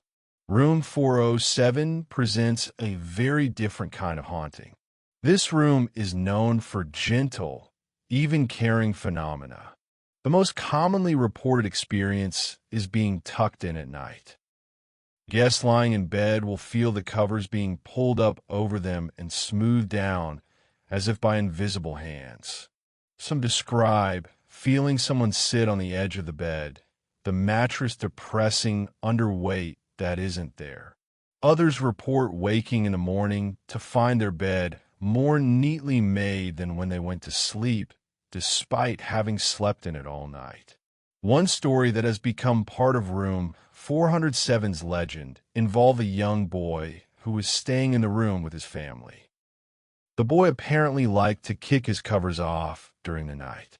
His mother, sleeping in an adjoining room, would hear him and come to cover him up again. But on this particular night, the mother was deeply asleep and didn't wake to her son's movements. Yet in the morning, the boy reported that every time he kicked off his covers, they came back up again on their own, being pulled up and smoothed by hands he couldn't see. He wasn't frightened, just puzzled. The experience was gentle, caring, exactly what you'd expect from a nanny who was doing her job. Is room 407 haunted by the spirit of one of those nannies who once cared for children on the fourth floor? Someone who remains, still performing her duties, still making sure the children or guests who sleep in what was once the children's area are comfortable and properly tucked in. It's a lovely thought, and the gentleness of the phenomena supports this interpretation. Room 407 also has reports of lights turning on and off by themselves, and of a shadowy figure sometimes seen standing in the corner of the room. This figure is described as tall and indistinct, present but not threatening. Some people think this might be Lord Dunraven, who is alternately said to haunt room 401 or 407. The stories aren't consistent. But it could as easily be any number of other spirits, or it could be simple tricks of light and shadow in a room with unusual angles due to the roof line. Room 418 is explicitly associated with child spirits. This room is on what's known as the Children's Hallway, a section of the fourth floor that seems to have the highest concentration of child-related paranormal activity. Guests staying in room 418 report experiences that suggest playful child spirits are present. Bed covers are yanked off in the middle of the night, not gently, but with enough force to wake the sleeper. It's as if invisible children are playing a prank, pulling the blankets away and giggling at the confusion they've caused. Hangers in the closet swing back and forth on their own. Lights flicker or turn on and off. Objects are moved from one place to another. One famous story involved a 4-year-old girl who stayed in room 418 with her mother. In the morning, the little girl reported that a boy had tickled her feet during the night. Her mother, who had been in the bed with her daughter, insisted she hadn't tickled her. The girl described the boy, saying he was young, maybe her age or a little older. She said she had asked him to stop tickling her, and he did, and then he disappeared. The girl wasn't frightened by the experience, just matter of fact about it.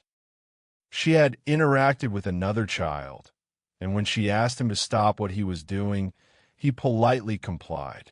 This story is particularly interesting because it suggests several things. First, the child's spirit, if that's what it was visible to the young girl, even though her mother apparently didn't see him. This is consistent with a common theme in paranormal accounts. Children seem more able to perceive spirits than adults, perhaps because they haven't yet learned to filter out such experiences, or because they're more open to possibilities beyond the everyday world. Second, the interaction was social. The spirit child was playing, engaging with a living child in the way children do. He responded when asked to stop, showing awareness and consideration.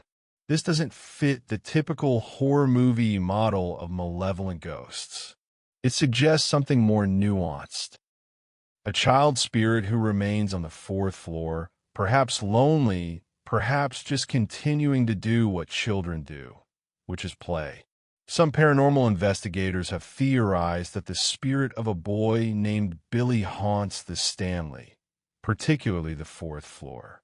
Billy is described as an autistic child, though using contemporary diagnostic terms for historical spirits is problematic, who supposedly lived at the hotel during one of its operational periods.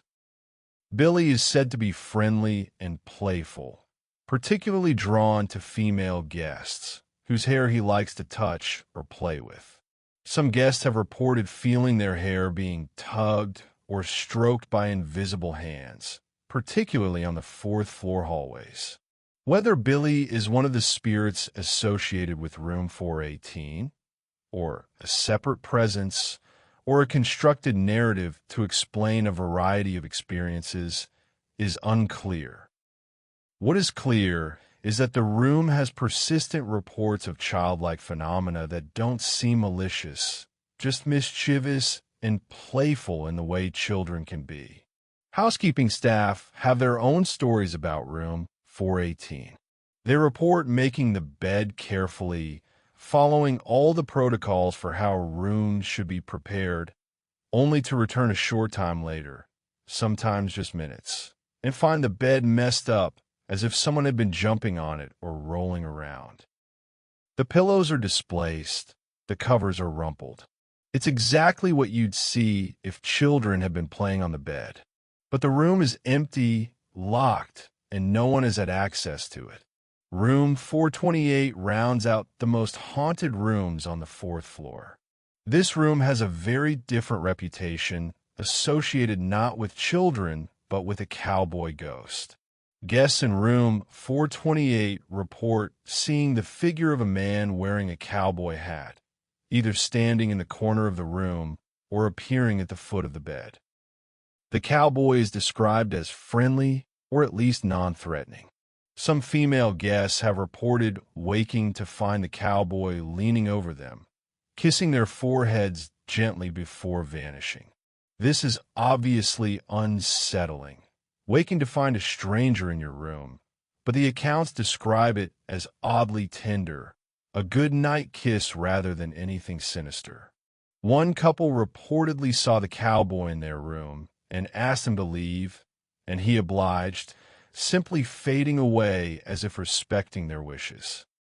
No one knows who the cowboy was in life, if indeed the figure represents a specific person. Estes Park's history includes plenty of cowboys, ranchers, and outdoorsmen. Any number of them could have stayed at the Stanley Hotel over the years. Or the cowboy might be connected to the land itself, a spirit attached to the valley rather than the building, predating the hotel entirely. Room 428 also has reports of anomalous sounds, particularly footsteps and the sound of heavy furniture being dragged across the floor. The interesting thing about this is that room 428 is on the fourth floor, the top floor of the hotel. There's nothing above it except the roof. Yet guests distinctly hear footsteps and furniture moving sounds that seem to come from above. Some interpret this as evidence of residual haunting, sound from the past playing on a loop that aren't actually emanating from the physical space above, but somehow bleeding through from a different time. The fourth floor hallway itself, particularly the section known as the never-ending hallway, deserves special mention. This hallway, when viewed with the fire door at the far end closed, creates an optical illusion due to the lighting and the angle. The hallway seems to stretch infinitely into the distance, never reaching the door, as if it goes on forever. It's a trick of perspective and light, easily explained once you know the cause, but deeply unsettling when you encounter it unprepared. Guests have reported feeling disoriented in this hallway, as if they're walking but not getting anywhere, or as if the hallway itself is longer than it should be. Some people feel dizzy or nauseous. Others report a sense of being watched, of presences just out of sight, following them as they walk. The feeling is strong enough that some guests refuse to walk down that hallway at night, preferring to go around the long way rather than face the never-ending corridor. Tour guides sometimes bring groups to this hallway specifically to experience the optical illusion and the feeling of unease it creates. In the middle of the hallway are two couches, placed there by the hotel specifically because guests seem drawn to sit there as if they needed to rest or ground themselves in that space. The overall impression of the fourth floor is one of layered activity. The children playing in the hallways, the varied spirits in individual rooms, the unsettling quality of the never-ending hallway, the sense that this entire floor is somehow different from the rest of the hotel, as if it exists slightly out of phase with the floors below, still resonating with the laughter and games of children who stayed here a century ago. Staff members have reported feeling sick on the fourth floor when they don't feel sick anywhere else in the building. Some people get headaches. Others feel watched or followed. A few have reported seeing shadow figures, indistinct forms that move at the edge of vision and disappear when looked at directly. These shadow figures are sometimes described as child-sized, sometimes larger, adult-shaped presences that might be the nannies or other staff who once worked on this floor. One phenomenon that's reported consistently is that of a young girl seen on the fourth floor, usually glimpsed briefly at the end of hallways or disappearing around corners. She's described as wearing old-fashioned clothing, a dress from the early 1900s. When witnesses follow her, she's gone. Some people think this might be Lucy, the homeless woman from the concert hall, but seen at a younger age, perhaps an echo from earlier in her life. Others think it's a separate spirit, one of the actual children who stayed on the fourth floor in the hotel's early days, someone who for whatever reason didn't leave when her family did, or who returned after death to the place she had been happy. The fourth floor encapsulates what makes the Stanley Hotel so fascinating from a paranormal perspective. The phenomena reported there aren't random. They're consistent, they're related to the floor's history, and they're experienced by people who often don't know that history until after they've had their experiences. The sounds of children playing make sense given the floor's use as children's quarters. The gentle tucking in phenomena in room 407 makes sense if it's a nanny's spirit still caring for children. Even the cowboy in room 428, while harder to explain, fits with the broader Western setting and history of Estes Park. Are these experiences proof of life after death? Are they evidence that consciousness can persist beyond the body? That people, and especially children, can remain attached to places where they were happy or where they died? Or are they something else? Collective suggestion? Natural phenomena misinterpreted?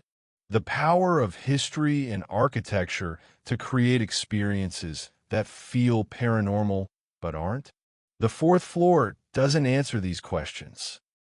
It simply continues to exist, housing guests, hosting phenomena, accumulating new stories with each passing year.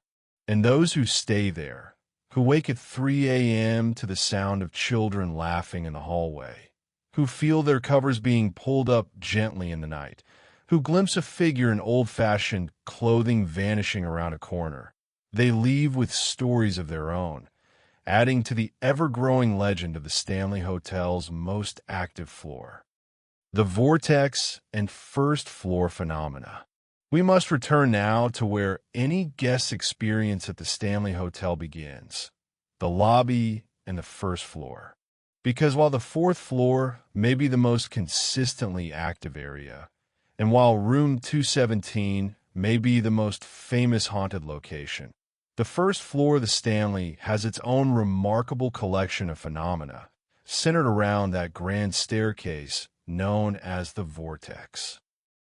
The concept of a vortex, in paranormal terms, refers to a place where the barrier between our world and the spirit world is thin, a sort of doorway or portal where paranormal energy is concentrated and where spirits can more easily manifest or pass through. The Stanley Hotel's grand staircase has been labeled a vortex by psychics and paranormal investigators who have studied the location.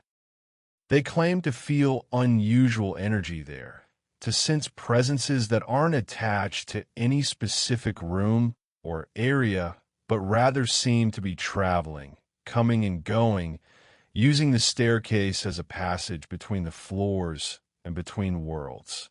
Standing at the base of that staircase, looking up as it rises and then splits, curving left and right to reach the second floor, you can understand why people might feel something unusual here.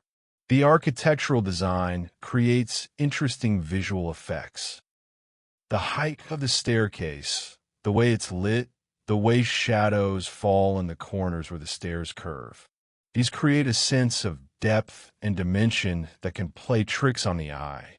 But according to people who have experienced phenomena on the staircase, what they feel goes beyond visual tricks. They describe sudden temperature drops, localized cold spots that move up or down the stairs.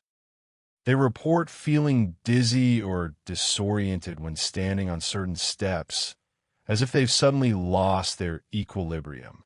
Some describe feeling pressure changes, similar to what you might experience in an elevator or airplane, as if the atmosphere of pressure on the staircase is somehow different than the rest of the lobby. Some witnesses report seeing figures on the staircase. These aren't always clear, full-body apparitions. More often, they're described as shadow figures, dark shapes that move on the stairs when no physical person is there. Or they're seen out of the corner of the eye, vanishing when looked at directly. The figures sometimes move up the stairs, sometimes down, as if they're going about their business, unaware of or unconcerned with being observed. One of the most compelling pieces of evidence for the Vortex's paranormal activity is a photograph that was taken by a guest several years ago. The guest was photographing the lobby, trying to capture the elegant architecture and the grand staircase. When reviewing the photos later, they noticed a figure on the stairs that hadn't been visible when they took the picture. The figure appears to be a young girl, wearing what looks like old-fashioned clothing. She's standing on the stairs, clearly visible in the photograph, but no one remembers seeing her there when the photo was taken. The photograph made national news and has been analyzed by various experts. Skeptics argue it could be a double exposure, a trick of light, or even a deliberate hoax. But others point out that the figure is too clear, too detailed to be easily dismissed. She appears to be a real child, caught in a candid moment on the stairs. The old-fashioned clothing, if that's what it is, suggests this isn't a modern child.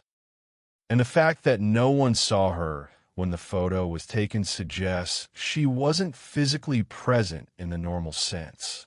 This photograph has become one of the most famous pieces of evidence from the Stanley Hotel. It's been featured on paranormal television shows, in articles about haunted locations, and in the hotel's own promotional materials. Whether it proves anything is debatable, but it certainly captures the imagination and encapsulates what people claim to experience of the vortex. The sense that spirits pass through this space, that they can sometimes be seen or sensed, and that the staircase serves as some kind of paranormal highway. Moving beyond the staircase into the lobby proper, we encounter reports of F.O. Stanley himself. The hotel's founder is said to still frequent the first floor, particularly the areas he loved in life. The lobby is where he would have greeted guests, standing near the front desk, welcoming people to his resort, asking about their journey, ensuring they were comfortable. Even in his later years, after he had sold the hotel, Stanley would visit regularly, maintaining connections, enjoying the place he had built. Staff members and guests report seeing a well-dressed man in old-fashioned clothing, often wearing a suit and sometimes a hat, standing in the lobby or near the front desk. The figure is solid enough to be mistaken for a living person at first glance. But when approached or addressed, the figure vanishes, simply ceasing to be there. Hotel employees who have worked at the Stanley for years say they've seen this figure multiple times, and they're convinced it's F.O. Stanley, still keeping an eye on his hotel. The billiard room, located off the main lobby, is another area strongly associated with F.O. Stanley's spirit. This room was one of Stanley's favorite spaces during his lifetime. He enjoyed playing billiards, and he would often spend time in this room with other guests, playing games, smoking his pipe, engaging in conversation. The room still contains a billiard table, and it maintains much of its original character. People who enter the billiard room sometimes report feeling watched, as if someone is observing them from a corner of the room. Some have seen a shadowy figure standing near the table or sitting in one of the chairs. Others report the smell of pipe tobacco, even though smoking has been prohibited in the hotel for years. Pipes have a distinctive smell, sweet and aromatic, and when people encounter this scent in the billiard room, especially when no one has been smoking, they often interpret it as evidence of F.O. Stanley's presence, still enjoying his pipe in his favorite room. The bar area, adjacent to the lobby, has its own stories. This is supposedly where Stephen King met the bartender he called Grady on his fateful night in 1974, though as mentioned, the existence of a bartender by that name has never been confirmed. Regardless, the bar sees its share of unusual activity. Glasses move on their own, sometimes sliding across the bar top without anyone touching them. Bottles rearrange themselves on shelves. The sounds of conversation are sometimes heard coming from the bar when it's closed and empty. The McGregor Dining Room, named after a local rancher and lawyer who was a friend to F.O. Stanley, has been the site of various phenomena over the years. This large dining room, which can seat many guests, is where Stephen and Tabitha King ate that eerie dinner in 1974, surrounded by chairs stacked on tables, accompanied only by canned music echoing through the empty space.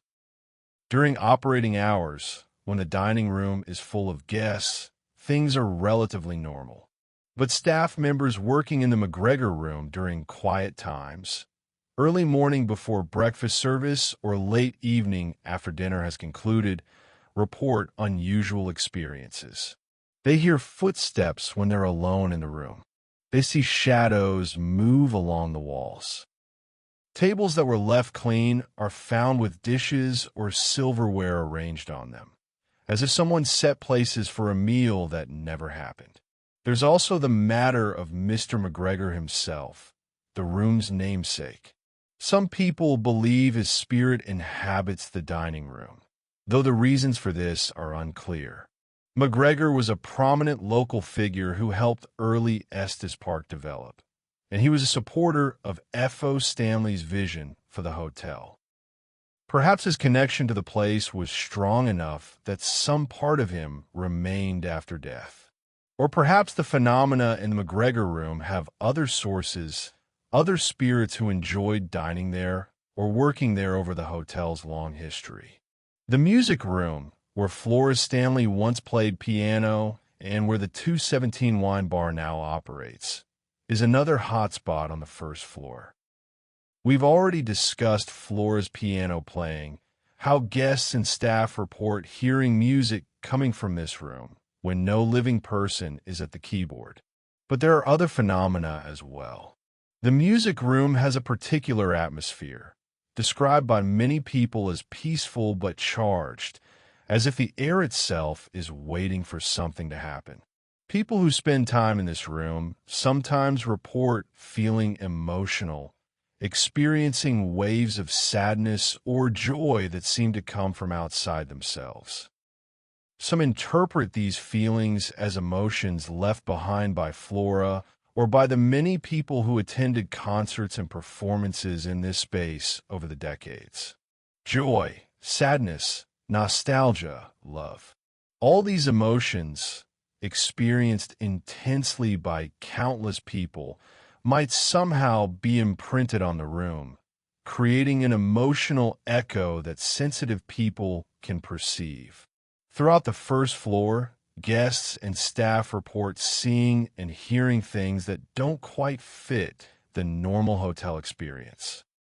Footsteps in empty corridors, voices murmuring in unoccupied rooms, doors opening and closing by themselves. The feeling of being watched, that prickling sensation on the back of the neck that tells you you're not alone even when you can clearly see that you are.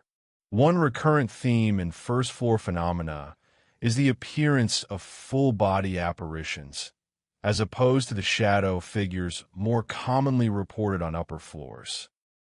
People describe seeing what appear to be guests or staff members from earlier eras, dressed in period clothing, going about their business as if they're still living in the hotel's heyday. These figures are solid enough to seem real enough that witnesses often think they're seeing reenactors or staff members in costume. But when the witness tries to interact with the figure, it vanishes or passes through a wall, or simply isn't there when the witness looks again. These full-body apparitions suggest a particular type of haunting called residual haunting. In this theory, the figures aren't conscious spirits, but rather recordings, somehow imprinted on the environment and played back under certain conditions. They're like a video on repeat, showing moments from the past without any awareness of the present. This would explain why the figures don't interact with witnesses, why they seem oblivious to being observed, why they follow the same paths and perform the same actions when seen. But not all first-floor phenomena fit the residual haunting model. Some experiences suggest intelligence, awareness, interaction. Objects moved deliberately, as if someone is playing a prank or trying to get attention. Responses to questions asked during paranormal investigations. The feeling of being touched or pushed by unseen hands. These suggest intelligent spirits, entities with consciousness and purpose, rather than mere recordings. The first floor, as the Stanley Hotel's public face, is where the building's past and present most visibly collide. Modern guests check in at the same front desk where visitors arrived by mountain wagon more than a century ago. People dine in the same dining room where early 20th century socialites enjoyed elaborate meals. They walk across the same lobby where F.O. Stanley stood, welcoming guests to his dream resort. The past is present here, literally in some ways, with the hotel maintaining much of its original appearance and furnishings.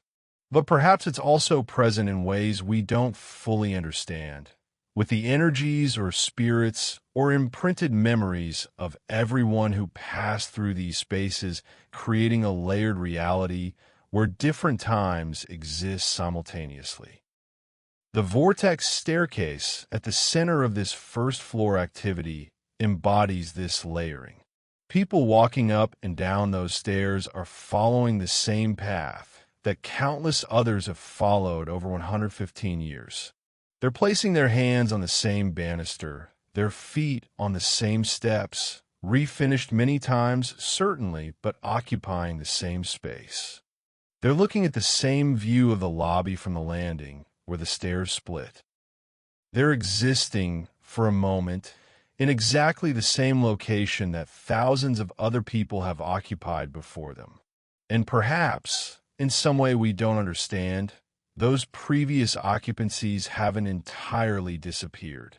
Perhaps they've left traces, whether energy, memory, or something else, that create the phenomena people report. Whatever the explanation, the first floor of the Stanley Hotel, with its grand staircase, its lobby, its bar and billiard room and dining room, remains one of the most fascinating areas of the building. It's where the hotel's history is most visible, where its past as a grand resort is 1922, most apparent. And it's where the boundary between that past and the present seems thinnest, where guests walking through the lobby might, just for a moment, glimpse F.O. Stanley in his favorite chair, or hear Flora's piano drifting from the music room, or see a figure on the staircase who wasn't there a second ago and won't be there a second from now. The first floor is where the Stanley story begins for every guest, and it's where some of the hotel's most enduring mysteries continue to play out day after day, year after year, in that grand old building at the foot of the Colorado Rockies. As our journey through the Stanley Hotel comes to its end, let's take a moment to reflect on everything we've explored tonight. From F.O. Stanley's desperate search for health in the Colorado mountains to his transformation of Estes Valley into a resort destination. From Flora's love of music to the concert hall that became her legacy. From Stephen King's nightmare in room 217 to the countless guests who have experienced things they cannot explain in that same room over the years. From the explosion that nearly killed Elizabeth Wilson to her steadfast return to the hotel she apparently never left, even in death. From the children playing in the fourth-floor hallways to the cowboy standing watch in room 428.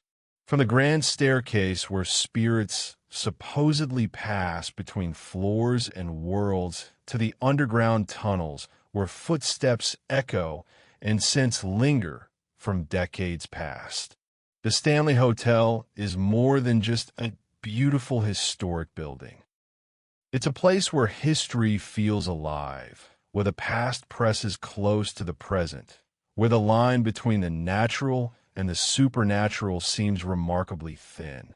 Whether you believe in ghosts or not, whether you think the phenomena are paranormal or simply natural events misinterpreted, the Stanley offers something rare, a genuine mystery, a place where questions linger and easy answers don't exist.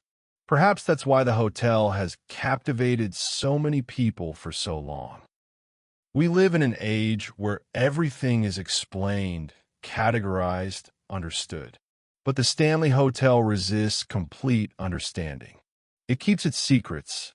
It offers experiences that defy rational explanation. It reminds us that there might be more to our world than we've accounted for, that the universe might be stranger and more wonderful than we imagine. For those of you listening to this as you drift off to sleep, let the mysteries of the Stanley Hotel accompany your dreams. Imagine those long corridors, the majestic staircases, the concert hall standing quietly under the stars. Imagine Mrs. Wilson still tending to room 217, Flora still playing the piano for the spirit community, the children still playing their endless games on the fourth floor. Let these images gently accompany you as you sleep. These stories coming from a place where the past never quite leaves, where history wanders the corridors, and where everyone who visits can experience something inexplicable but only palpable. If you enjoyed this journey into the mysterious world of the Stanley Hotel, I hope you'll consider subscribing to Mystic Sleep Tales. In each episode, we explore different mysteries, different haunted places, different corners of our strange and wonderful world. Your subscription helps us continue to create these in-depth dives into history and paranormal events, these companions for your journey to falling asleep. And before you drift off completely, before sleep completely overtakes you, take one last moment to imagine yourself standing in the lobby of the Stanley Hotel. Late at night, the lights are dim. The building is silent except for the distant sound of piano music coming from somewhere you can't quite identify. You look up at the grand staircase, and for a moment you see a figure there, someone in old-fashioned clothes, looking at you. And then they vanish, if they ever were. And what remains is that exquisite uncertainty, that sense of wonder, that feeling of touching something beyond the everyday world. Sleep well, dear friends. Dream of grand hotels and elegant ballrooms, mountain views and unsolved mysteries. And know that, regardless of whether you believe in ghosts or not, whether you trust these stories or consider them fantasy, there are places in our world where the extraordinary still lives, the impossible still breathes, the past still wanders among us. The Stanley Hotel stands tonight, as it has for over a century, white and elegant against the Colorado darkness. Its windows gleam softly, its halls await in silence. The hotel awaits its next guest, its next story, the next person to add their experiences to the hotel's long, strange, and wonderful history. Remember, tomorrow is the first day of the rest of your life. Good night.